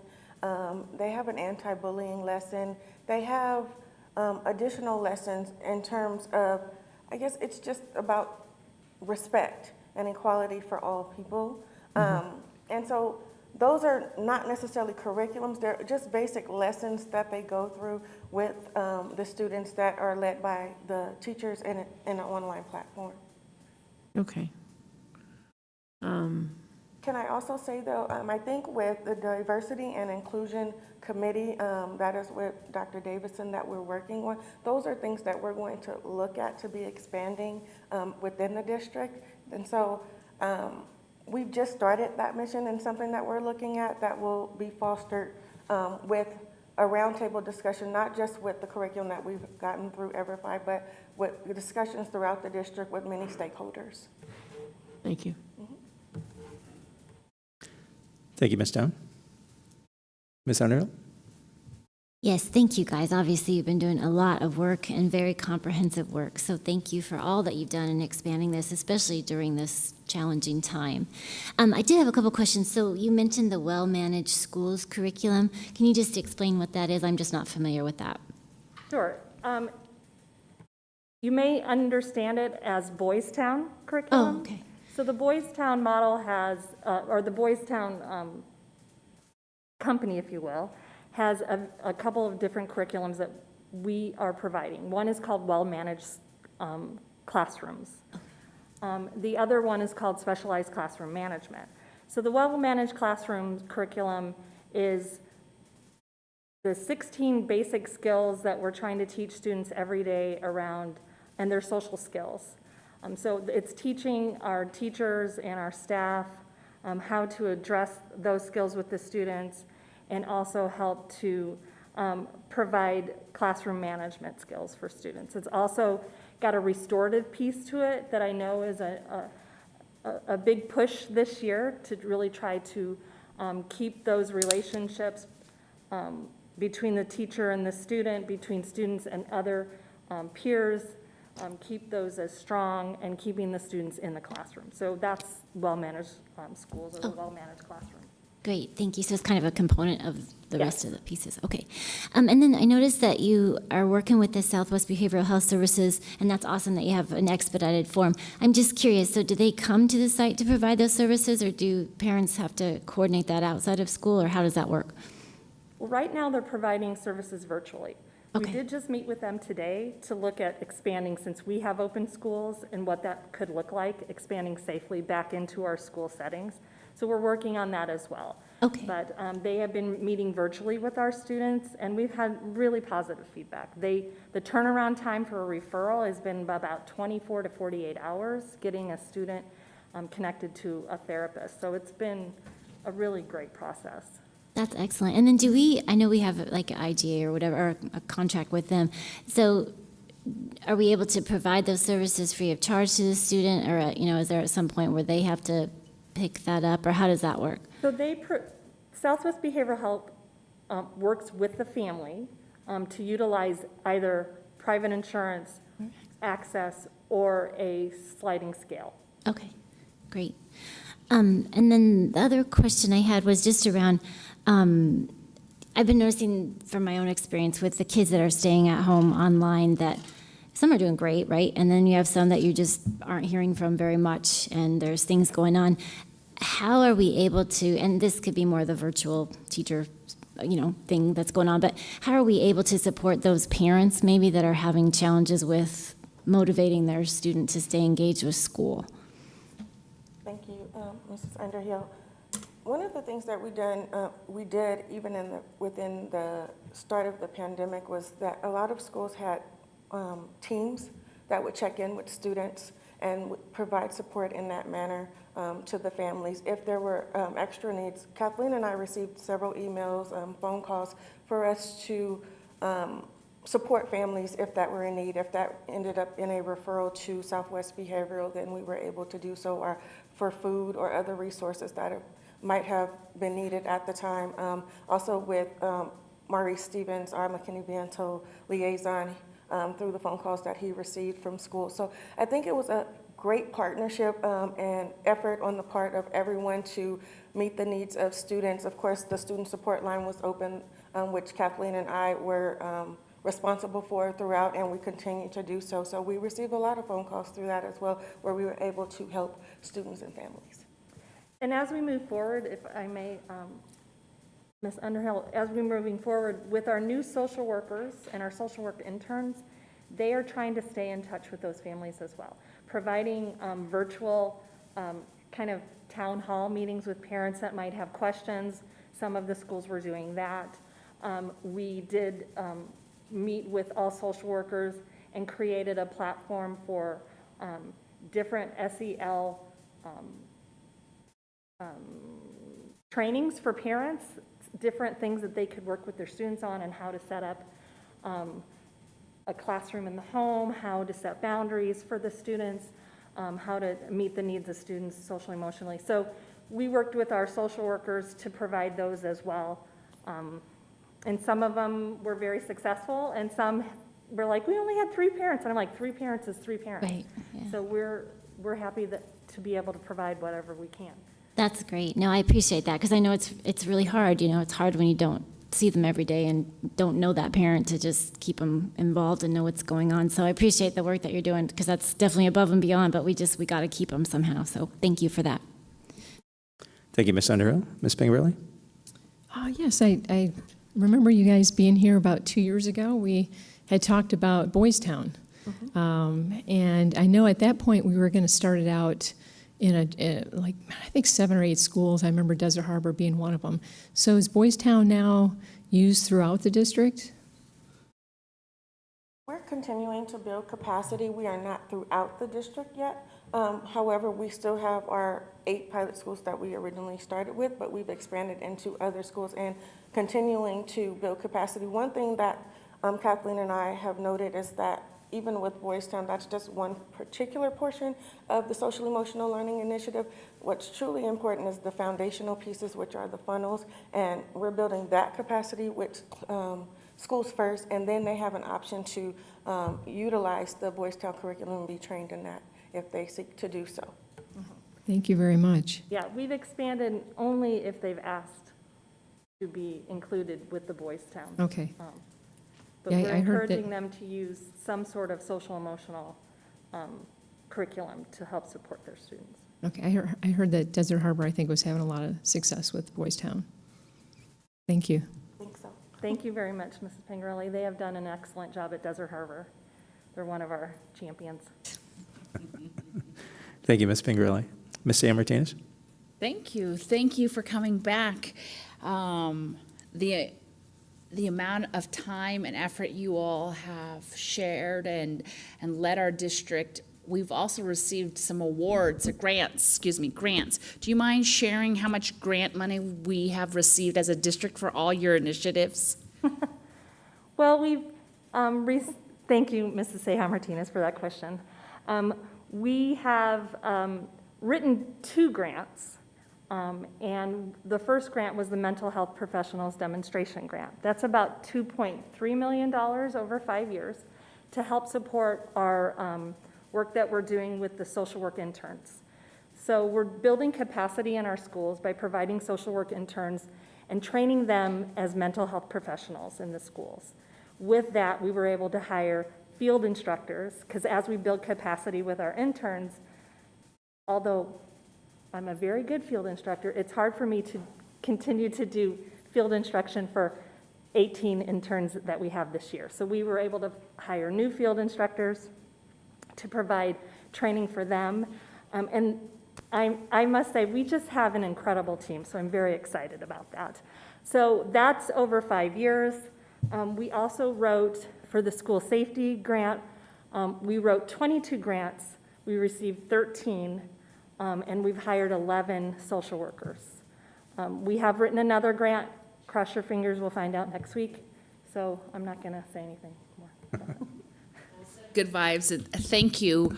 I know that this board has brought up and elevated mental health and well-being, and recognizing that social and emotional learning and diversity is part of serving our students' mental health and well-being, and the fact that you have taken the proactive initiative to seek grant funding to support that. I want to say thank you, and thank you on behalf of our staff. When you talk about training, do we have any data? You have so many options to offer, so thank you for that. But what percentage of staff in regards to administration have completed some kind of training, teachers, and classified and support staff, because they work directly with our children? One of the biggest concerns, and I'll just pause after this one, is we don't have the training. And so I wanted to hear if we have any benchmarks to see who has completed that training. Mrs. Ceja Martinez, that is absolutely something that we are going to be focusing more on this year. What we do know is when we started out, we have all schools that have student support teams, which you saw in our presentation. And so with the student support teams, we did initial trainings for them on suicide prevention, which everyone gets in our district now. That's a mandate. Mandated reporting, threat management. Those are some of the highlights. Am I missing? And McKinney-Vento, I'm sorry, that's very important, and McKinney-Vento. However, with things changing, and of course through, the situation we've had this year with the pandemic, we have not been able to train some of the newer staff that might have transitioned out of roles for whatever reason, so that is something we're looking to do. But those are the initial people that have been trained in some of the more important curriculum trainings for our district, and we plan on expanding that out and getting numbers into who has been trained in terms of our curriculum, which for the most part, most schools are.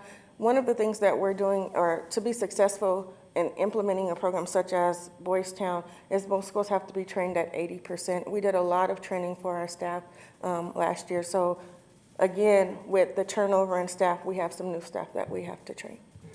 But we'll be happy to try to do the best we can to get those numbers to you. Thank you. And Dr. Reynolds, if we can get a board report in that, is what percentage of staff are trained. And you bring up some valid points, and so important as this board and administration looks for is retention. The amount of time and financial investment that we are taking to train our staff, it's heartbreaking to see them leave. For a plethora of reasons, but when this type of investment, when mental health is a top of mind topic for our parents, staff, and we lose trained experts, it's more than just a dollar amount. It's that relationship that we talk about, and finding and seeing the signs of our children. I've always shared, and I will continue to share, the most difficult thing sitting on this board is receiving a phone call of a child's life lost, or even a staff member's life lost. And so that training is crucial.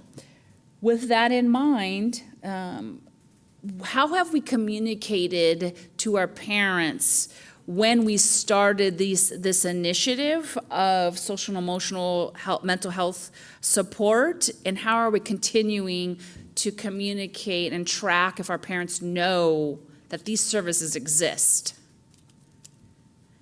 Very good question. Thank you, Mrs. Ceja Martinez. Initially, we were brought in to meet with parents at is it PS? Yeah, what is your the parent? Peoria United Parent Council? Yes, thank you. We were brought in to report to them. We work with the pilot schools to put out information for their parents around the social and emotional learning initiative. So to be fair, I think the very first year we really focused a lot on working with our pilot schools. As the pandemic hit and school closures happened, we did our best to get information out to all parents, and we will continue to do that. I think we have a lot of thoughts about how we can do that, and your support has always been really key to that, so we appreciate it. and we'll continue to do our best. Thank you. And just learning from COVID, I don't believe that our parents know that these valuable resources are available, and those ideas, please share them with the rest of us so that we can help. The last statement or request is, what can we do better from your perspective? I asked this the last time, and I think we've had this in place for almost 18 months, this program. So what have you learned, and what can we as a board help with? Thank you for that question, Mrs. Ceja Martinez. President Sandoval, what you can do as a board is what you have been doing, which is continuing to support us in what we're doing, continuing to talk about the importance of mental health, social emotional learning, not only for our students, but for our staff as well. That's key, especially right now. So I think just continuing to talk about it, making sure that it is something that we are not staying away from, that it's something that we know is important, and just supporting all of our staff in a way that so that we can better support them. So I don't know if that. I think normalizing the conversation about mental health is what's really important, and that will take all of us. I think our fund will speak to that, and that's why we have 6, because it is everyone's responsibility for the social and emotional well-being of our students. Thank you so much. Thank you for that, Ms. Ceja Martinez.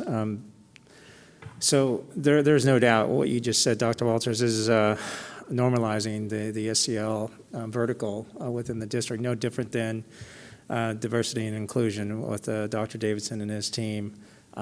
Yes, I think if we take a look at, our current generation, where they get a lot of their dopamine, if you will, from social media and, all the pings from their phone, et cetera, the lower amount of, that social engagement. We're social animals, right? So I think we thrive on, having that face-to-face contact and those types of conversations. So, building on our capacity, to be able to, address, the mental wellness, mental health of our students, teachers, and staff, is certainly critical. There's a couple things that you went over in your presentation around training the SPED teachers as well as our social workers, and the word train was used, trained. And I know there's a lot of opportunities and obstacles right now with the current, situation that we're in. But what's the plan to realize frequency from a training perspective, right? So it's great to have someone go through a training, but then, how we follow that up, consistently on whether it be a quarterly basis or a monthly basis, because this is, like Ms. Ceja Martinez stated, we've had this going for about 12, 18 months, et cetera. So I don't want to say it's new, but we're being very intentional about it. So, and building the foundation is right, without question. But I think the need to be frequent to ensure that our teachers and staff on site become true extensions of you two, right, on their sites, to be able to see to kind of look beyond what's right in front of them to really understand where there's, potentially a problem or a student that's struggling. Can you talk a little bit about, as we move forward, how can we make sure that, our sites become resident experts, if you will, around SEL? Thank you, President Sandoval, board members. What we're trying to do as far as training with the Boys Town curriculum, with the well-managed schools and the specialized classroom management, the thing that's nice about that is that it has built-in consulting almost every other month. So they're getting continual training. It went on a little hiatus because of the virtual aspect, but we're starting to put that in place as well. So that's one aspect. We have increased capacity for professional development, but because now it's not just Marshall and myself, we also have Reese Stevens, who's able to provide training around McKinney-Vento on a regular basis. We have our 3 new field instructors who are also master's level social workers that are providing, as next week, trainings on trauma and trauma-sensitive classrooms and how to assist teachers in creating plans for themselves to take care of themselves within a trauma situation. So we're trying to build capacity in that way as well. But we will work with our executive directors, because I think they're key in really helping to reach the schools, because they have a portion, each one has schools that they oversee. So we're going to work very closely with them to try to identify what the needs are and work with our professional development team and with curriculum instruction to do the best we can to provide those services. Gotcha. I also want to say that through our Boys Town collaboration, we are working on doing a train-the-trainer model. That was part of this whole plan, that as we build capacity, we will train others in our district to be able to provide that training to the rest of our district, so we can continue in that vein with building capacity for that program. So our hope was to be able to do that, to have people prepared to do that trainer model this year, but because of the pandemic, they didn't have that time in the spring. So we're hoping that by the time we get to this spring, we'll have our staff members identified and they will go through the trainer models. Right now, we have 2 on board for our trainer model, but we're hoping to expand that. The good news with that as well is with our mental health grant, we're able to carry over funds to provide that continued connection with Boys Town to help us build that capacity so that eventually we can kind of back off from them and provide our own training within the district and not rely on them to do that. Gotcha. Thank you for that. I mean, congratulations on being resourceful and leveraging those grants to be able to build on the capacity of such a important, vertical when we talk about wraparound services, for our kids. Can you talk a little bit about the SEL webpage for our staff, our teachers and staff? Is that more for knowledge base or resources? Meaning if they need, Both. the... But I'll Yes. let Dr. Walter speak to It that is a for little bit. both. We have resources available for them on there to enhance what they do on their campus and their practices for the students that they are engaged with. We have forms for referrals on there to Southwest Behavioral that they can complete themselves and send over to our point of contact if they need to.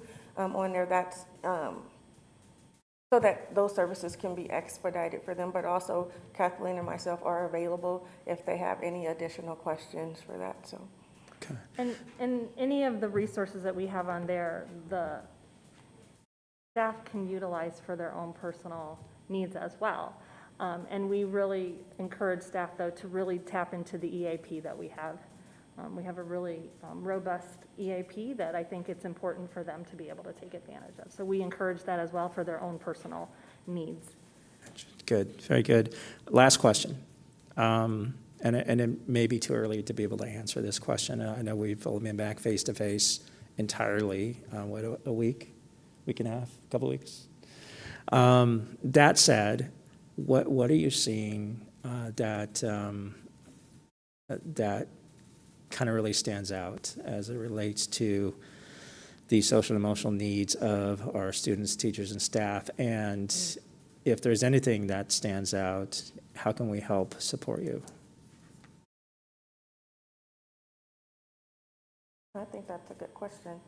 I don't know that anything stands out except for that I think we, staff, students, we're all going through this together.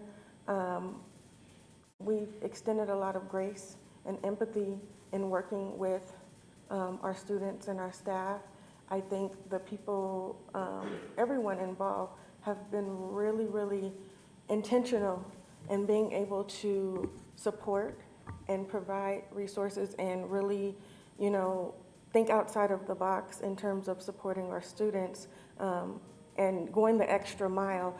There's so many stories in this district about people going the extra mile to provide that support and get those resources to the students and their families in so many ways. So I can't think of there's nothing negative to say because, again, this is new for everyone, and I think we've done the very best job we can in terms of being able to be there for our students in the manner and meet their needs, and we're continuing to do so. And if we need to reinvent the wheel or, change something up, I think people have been very flexible and willing to do that.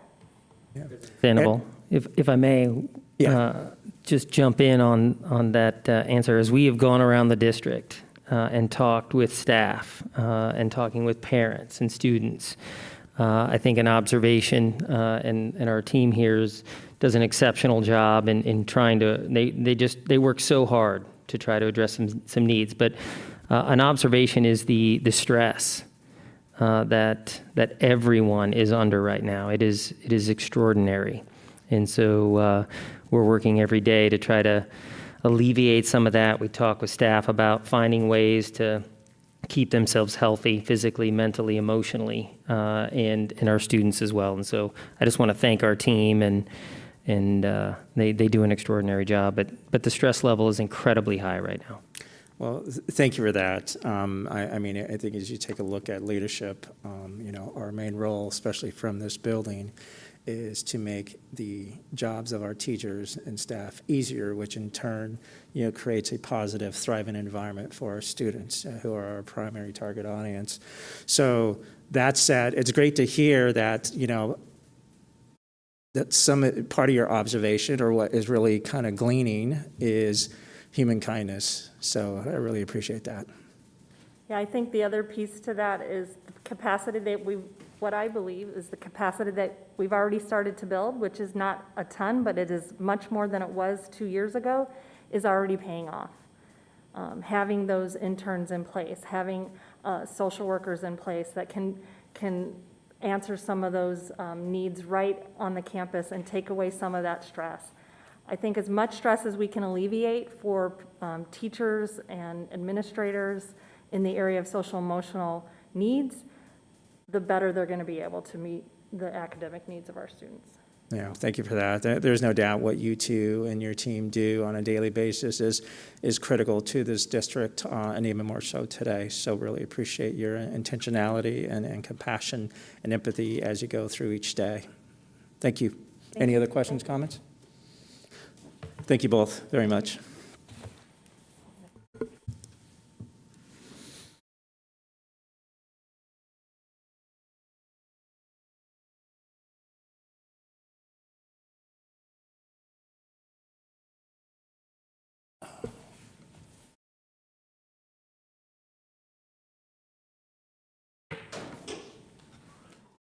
Ouch. You okay?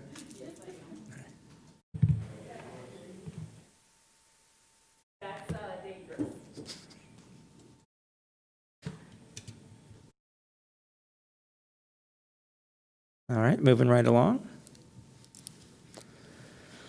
Communications update 11.3. Ms. Danielle Airy, welcome again. Thank you, and good evening once again, President Sandoval, members of the board, Dr. Reynolds, and guests. I am here before you again this evening to provide you with a general communications update and answer a few of the questions you had from our previous board meeting. So I will go through here quickly, but I'd like to just begin for the benefit of our community to just illustrate a few of the key points that the team in our communications and public relations department helps to support for the district. You see some of them before you, but I tell you, if I were to add the comprehensive list of all the different touch points we have throughout our work and throughout the community, it would most definitely overwhelm a PowerPoint slide. So I've just kind of grouped them into some main categories, but much of our work includes also working with community partners, government relations, interacting with business leaders, strategizing new and innovative ways to reach our families.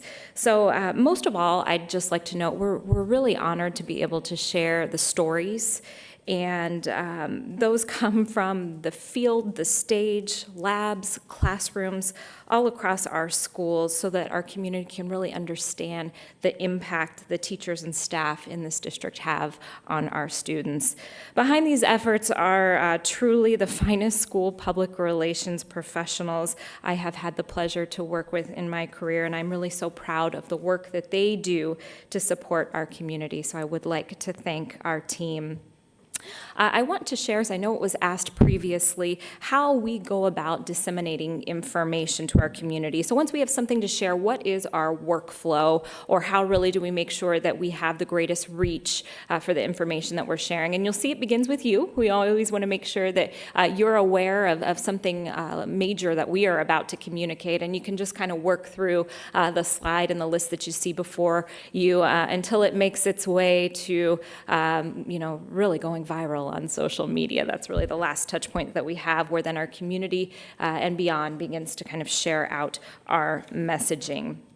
I'm going to hit just a couple of key points for you, additional elements that you requested on how we begin to kind of develop a communication plan and some of the key components of that plan.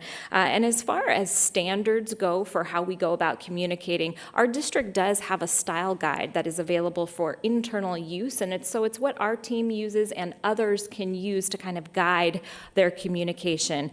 It includes kind of a basic foundation that is grounded in the journalistic standard of AP style, and it includes everything from the language we use to recommendations for how your email signature should look to be professional and appropriate as you're communicating. I should note this is updated continuously, so it's really kind of a living, breathing document and available for our entire community, but we're always adding to that. Most recently, and unfortunately, adding components related to the coronavirus and how to most appropriately represent it when you are speaking to and communicating about COVID-19. And so I'll share that to note that that's kind of our basic, and that's kind of our standard, of course, and then we adapt from there. It was mentioned some discussions around principal toolkits.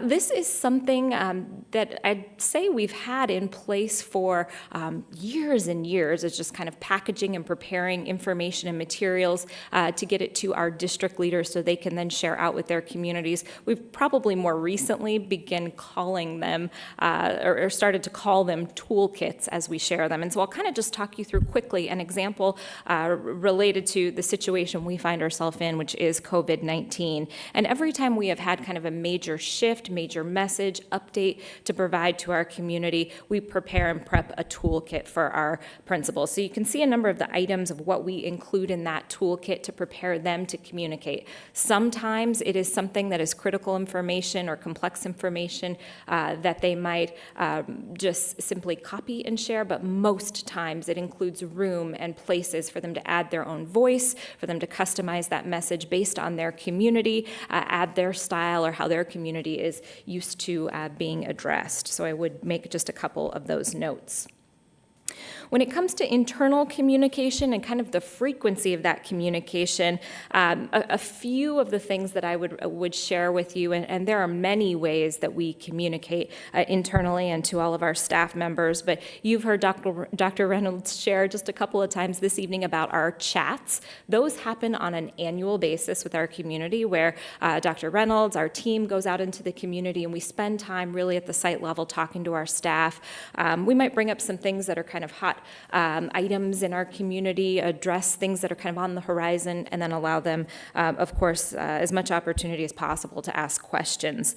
So from the annual basis, probably down to the weekly basis, our staff can expect to get the Peoria Insider from us. And that is kind of a quick, designed to be read in 5 minutes or less, coming out on a standard day. We might change the day each year, kind of the expected date that comes out, but it's really kind of that consistent messaging, things going on around the district, a lot of updates from HR. There might be things when we're in the midst of the legislative session, there's a lot of updates that come through from our legislature, and if we're in budget season, of course, that's important as well. And then daily tweets are something we provide to them. We have our Peoria Insider special handle just for our employees to share quick things daily. Of course, if there's something pressing, we're going to notify them right away and not hold it and wait until that insider. And so this has been the case through the pandemic. So using that same example for COVID-19, I'll share for you, and you can see a number of the other ways that we communicate there, before you.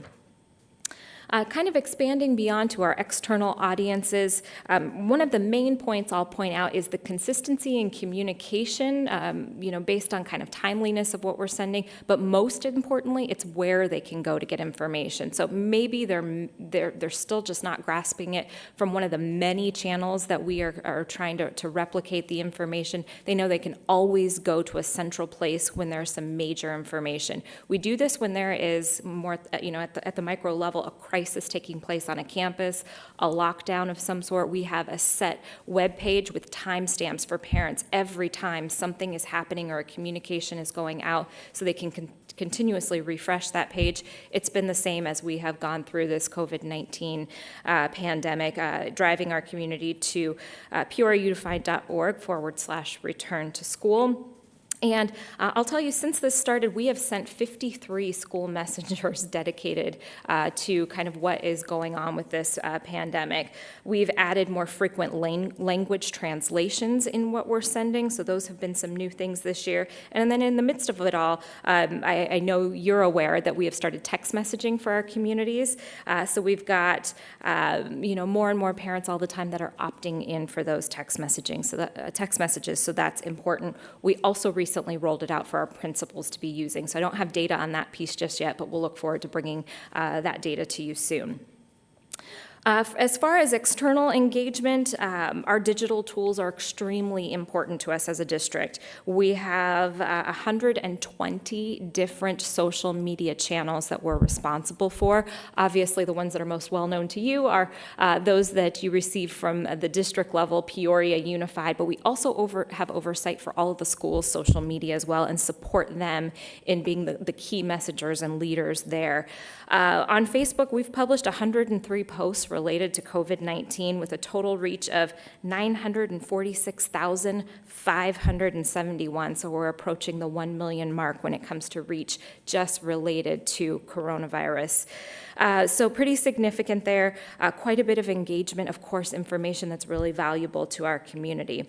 Kind of a side note that I'd like to share too, another statistic, also through social media, we know for some people that's their primary way of receiving information. So we send things out at kind of that mass level during a situation like this, but it's also important that we're providing customer service when someone has a specific question.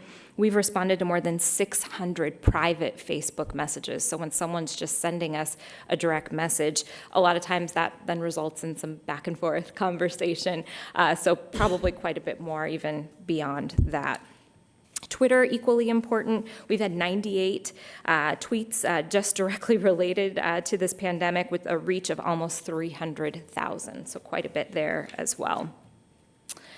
A couple things that stand out related to COVID-19 with education and awareness. So not just what's happening in some of these important district updates, but then kind of the undercurrent of all of that is this awareness campaign or education campaign on safe procedures, hand washing, wearing a mask, all of those types of things that have kind of been secondary messaging, but just as important to us that we've been really trying to push out to our community. So a couple things that stand out, you'll see before you, lots of signage that we've been designing and pushing out to our sites for safety purposes. Dr. Reynolds has probably been in more videos in the first couple of months on the job as superintendent than probably any average superintendent that is new on the job, of course, all related to making sure he's leading a lot of these key messages for our district, as it relates to our return to school. A lot of bite-sized video messages that we've shared as well. And then we have had many live Teams events that we've shared. You've likely seen that Lunch and Learn series, which we've archived on our website as well. And we'll look forward to producing some additional Lunch and Learns as well. From a kind of a measurement standpoint and some of our metrics, you can see a few of those that we focus on here before you. Our website, as I mentioned, has been our most critical channel through all of this. We've had more than 266,000 hits on our return to school landing page, so related to all of this. Mr. Colley just does a remarkable job managing really an awful lot of information and content that we've had to create over the last couple of months. So we certainly appreciate all of that work. YouTube, more than 32,000 views of all of our videos on there. And then you'll note surveys that's included, and we shared a lot of that data for you at our last board meeting, but of course we had 87% of our families saying we were providing them just enough communication as it relates to this pandemic, and so we appreciated that feedback. Continuing to drive things to our principals, and we know that our families are getting much of their information from their principals and from the district, so those are really kind of our key ways that we are communicating out. Again, I mentioned the team. This is a lot. All those numbers that you're hearing me share, all those different channels that are being managed and kind of customizing our messaging accordingly, that's really due to a remarkable team, and so I am so grateful for them and all of the work that they have done to support us through all of this. President Sandoval, I know you do have some questions, and your other board members may as well, so I will conclude here and stand for any questions that you may have. So Shane, it's my fault that you're up there this evening. I'm just kidding. Ms. Stone, any questions for her? Nope.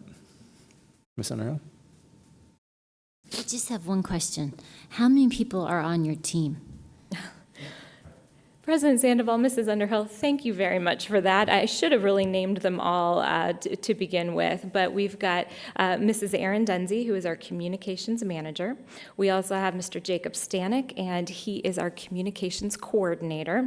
Sarah Meredith, and she is the secretary for our team, so she supports all of us and does a lot of the internal communications.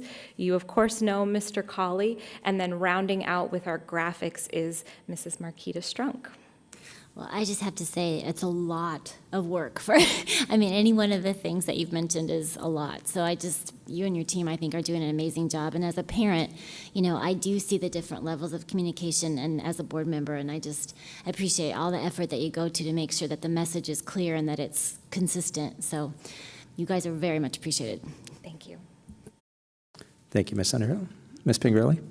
No questions, but thank you very much. Yeah, thank you for that. Ms. Sam Martinez? Thank you, Ms. Airy, and your team. I hope the district, our community, our constituents recognize that as large as we are, and you have a handful, literally a hand, managing all these things, and it's a lot of work. So first and foremost, thank you. And I also want to recognize that during my board term, we've asked for some certain things, and you've stepped up and exceeded those expectations, like the text messaging. I'm noticing parents are liking that based on the feedback. I also recognize the postcards so that those who don't go online have it there. So I appreciate that. And you hear our board often talk about measurements. When we see these numbers, in my mind, it's important to have measurements, but we also want to look for effectiveness. How are you leading that charge with Dr. Reynolds to confirm, are these avenues effective of what we want to convey? President Sandoval, Mrs. Sam Martinez, thank you for that.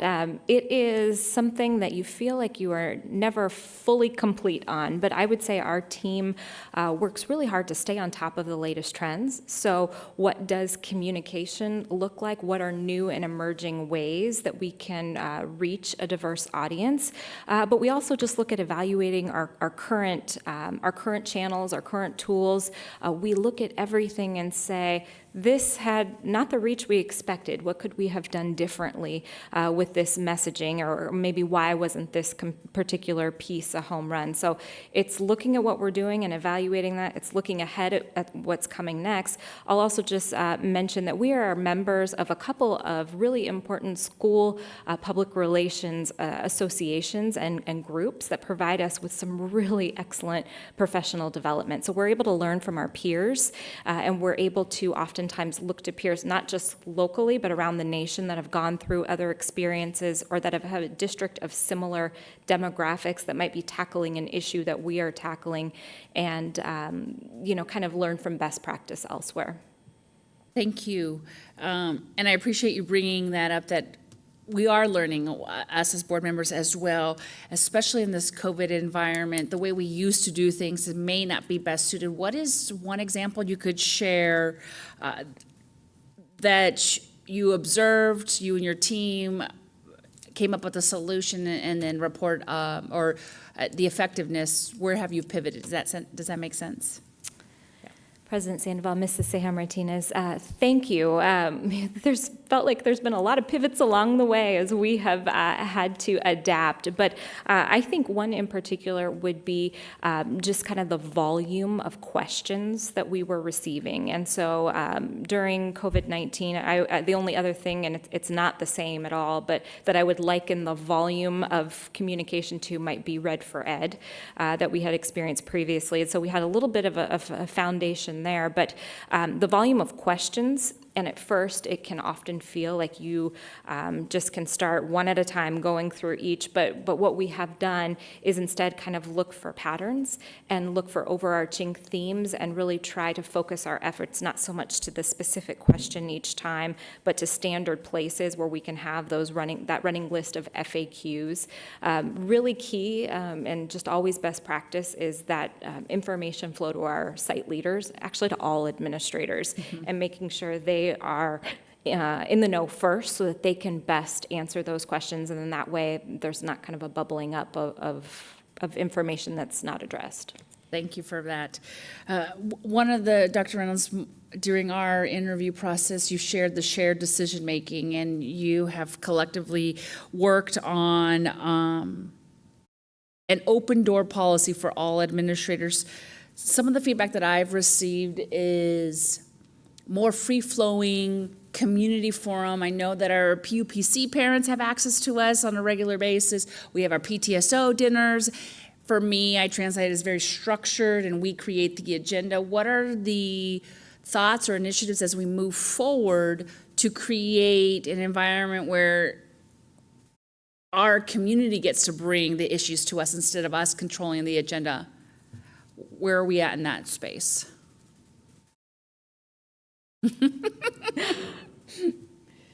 Well, I think as we look at more formal opportunities, like the ones that you've been organizing along with community members, I think that there's a lot of opportunity for that. I would say that Miss Airy and her team, she's not going to brag on herself too much, but when we talk about the survey that we brought to you, the survey results that we brought to you last week, I think it was the highest. Not only the impressive aspect of the numbers of responses that we got, but the highest rate was the level of communication that families were getting around COVID. And the either, I can't exactly remember what they were, but they were just right or enough. But that was incredibly impressive as far as how we communicate. And I do think that is also how our families bring those issues to us. I will say that certainly during this process, our families, our community, they know how to bring those issues to us. And our team has been very responsive, and I've been incredibly impressed with what they've done. But there is always opportunity for us to find events where those issues can come to us. Thank you. I know we're very regimented in our communication plan, and I appreciate that. It's very structured. As we move forward, consider some more fluidity if we foresee being more proactive, some of the decisions that we're making, going to them, and if it's not a round table, that we're making phone calls and things like that. The only other thing that I will add, and I mentioned this to Mr. Gay at one point with his technology and expertise, is in the private sector we use after-call surveys. Almost like a robocall, capturing NFS scores or NPS scores, Net Promoter Scores. Does that sound familiar? Have you heard any of that type of topic? So another way to think about it is if you call Cox Communication, and they'll say, if you want to complete a survey, press 1, and then I would like to. The one I hang up on, that one? Yeah, that or an email randomly. So I know that there are organizations that follow up and to capture that data, even from our internal staff. when they have an experience with HR, is there an email that we can look to capture our effectiveness? Did we respond promptly? Did we answer your question in a one-call resolution? Those types of things, because some of the emails I do get, we're a collective team, but I think through how could we improve this efficiency, this process? We are in a government and we move turtle pace.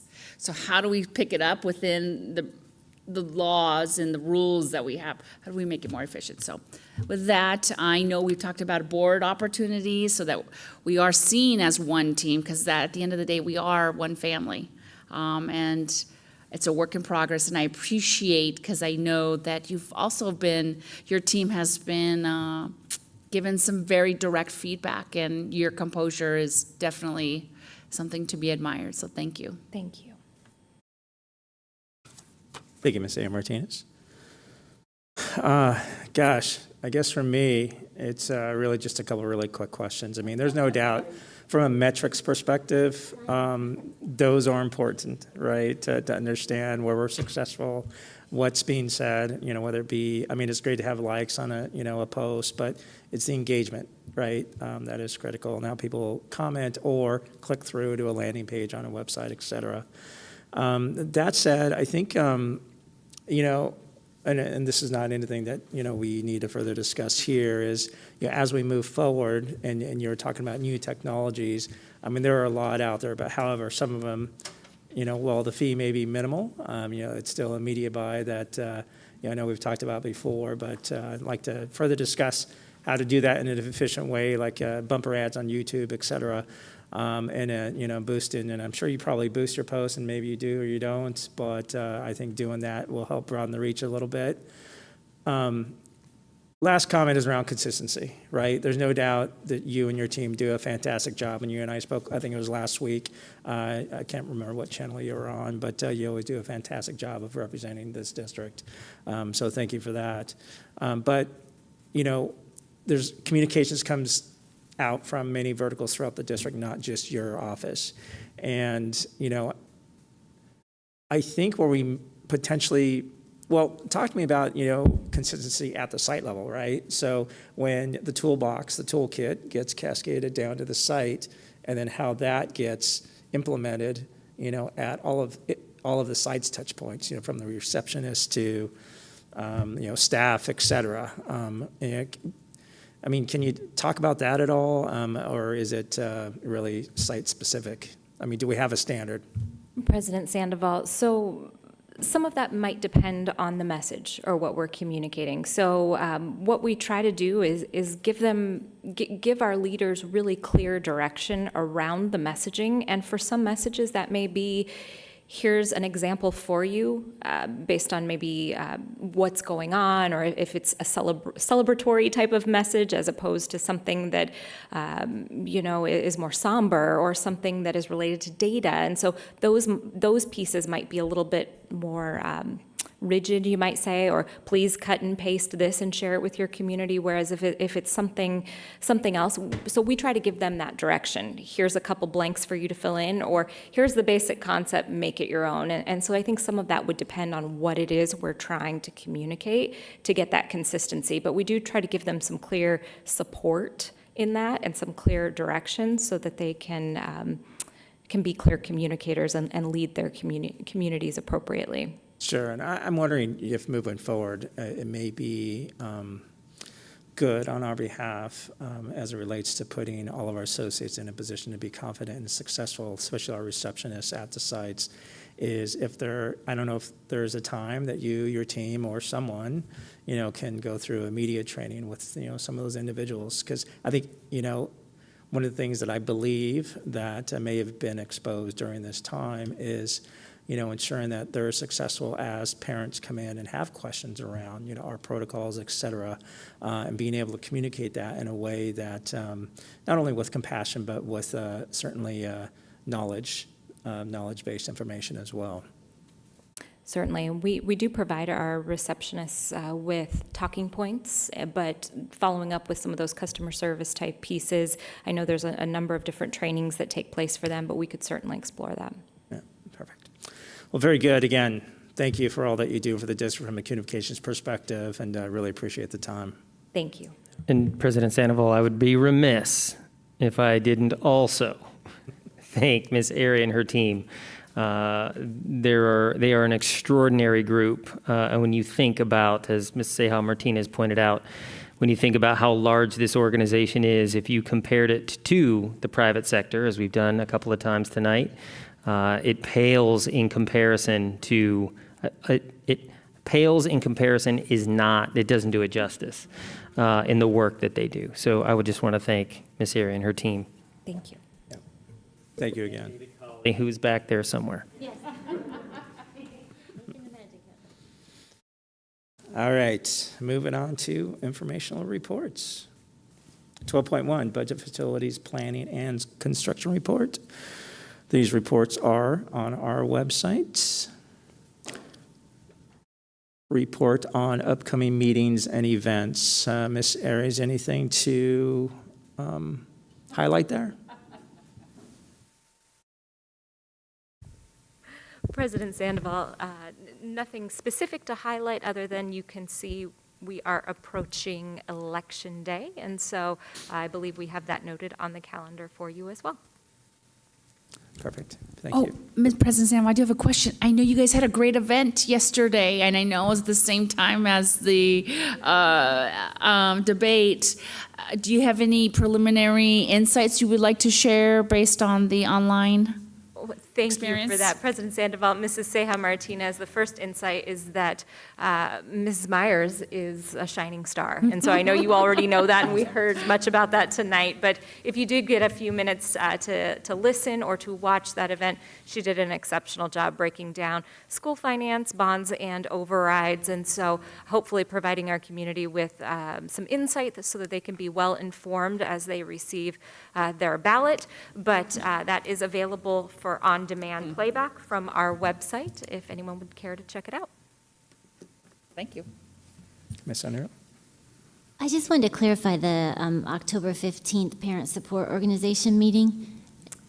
Thank you, Mrs. Underhill. So if you'll recall, we used to have what we called parent dinners, and so that was bringing together all of our district parent support organization presidents. Sometimes they would send another officer. We'd move those around at different schools and have kind of a varying agenda. So we are getting them together, but we've actually expanded it. So one of the nice things about being able to host more virtual meetings, we can include more people in our meeting. And so we've opened that up actually to the site councils for our schools as well. And so we're hopeful that that is an engaging conversation. And of course, Dr. Reynolds, and I believe we may have another appearance by Ms. Myers, once again talking about school finance. That's great. I'm glad to hear, because I was kind of wondering about the dinner, so that's awesome. Thank you. President Sandoval, I have a question. Sure. So in regards to if parents are not part of any type of organization or a site council, are there opportunities to attend that virtual event? So, Mrs. Ceja Martinez, we have traditionally kept that at the parents that are a part of an organization. That has been based on the number of people we could host in a particular space, and to make it, I guess, intimate enough that you could still ask some good questions without it being more like a forum. Because we are virtual, we can certainly have more parents attend, and so we have asked we've asked our school sites to share that with any other parent leaders who are maybe more a leader in their community, a leader on their campus, but that maybe don't carry an official title like PTSO president. Perfect. Thank you so much for being so inclusive. All right, it's very good. Thank you, Ms. Airy. All right, moving along to 12.3, legislative, state, and local updates. Ms. Myers. Well, thank you, President Sandoval, members of the governing board. I actually do not have an update this evening, but thank you. All right. Dr. Reynolds? Anything? We're good. All right. Very good. Moving on to other business. 13.1, board member opportunity to readdress agenda items. Ms. Stone? Nothing, thank you. All right. Ms. Underhill? No, thank you. Ms. Pingerelli? Ms. Martinez? You guys are going to love me. I would like to go back to 10.2, which is the Constellation Solar Settlement Agreement, if I could, please. And very briefly, not to shift my position in this regard, but and certainly agree with what Ms. Saya stated and Ms. Pingerelli's position. But I think one thing that's important to understand, and Ms. Myers, please correct me if I'm wrong, but the settlement as it sits, does put us in a net positive position to date, right? And then if we continued along and or didn't approve this settlement, then we would be not only continuing to pay attorney fees, but obviously continuing to pay Constellation until some result took place, some final decision by the courts, if you will. If we didn't approve this, right, and continue along with some litigation, we would continue to pay our attorneys and continue to pay Constellation, right? President Sandoval, members of the governing board, the settlement agreement that was presented tonight was approved. If it had not been approved, the district would have had to have looked at other options, which could have had a cost to the district. I'm being careful because some of the questions you're asking our attorney might have been better to respond to, and he is no longer here after the agenda item.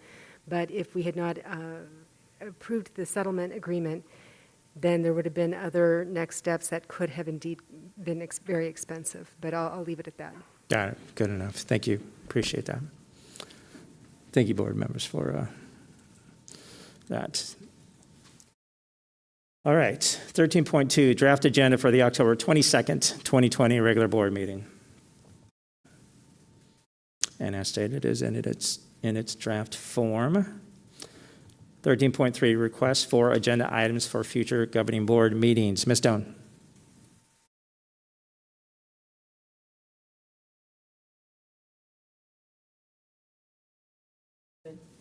Okay, you got it. Ms. Underhill? I don't have anything, thank you. Thank you. Ms. Pingerelli? Yeah, I have one item. We've been getting a lot of emails regarding masks and exemptions and safety protocols on the district. So I just would like to have a presentation on, just to clarify for parents, for mask usage and for exemptions. I'll second that. Yeah. Okay. Anything else? Good? Yep, that's okay. Thank you. Ms. Sarah Martinez? None at this time, thank you. All right, very good. I don't have anything either. Moving on to 14.1, adjournment. I do need a motion to adjourn. We have 84 days to get through that list, just a side note. I'm going to move that we adjourn this meeting before we all get silly. Second that. Oh, go ahead. Oh, no, good. I'm too late. Ms. Contra, we have a motion by Ms. Stone and a second by Ms. Underhill to adjourn. Board members, please cast your votes.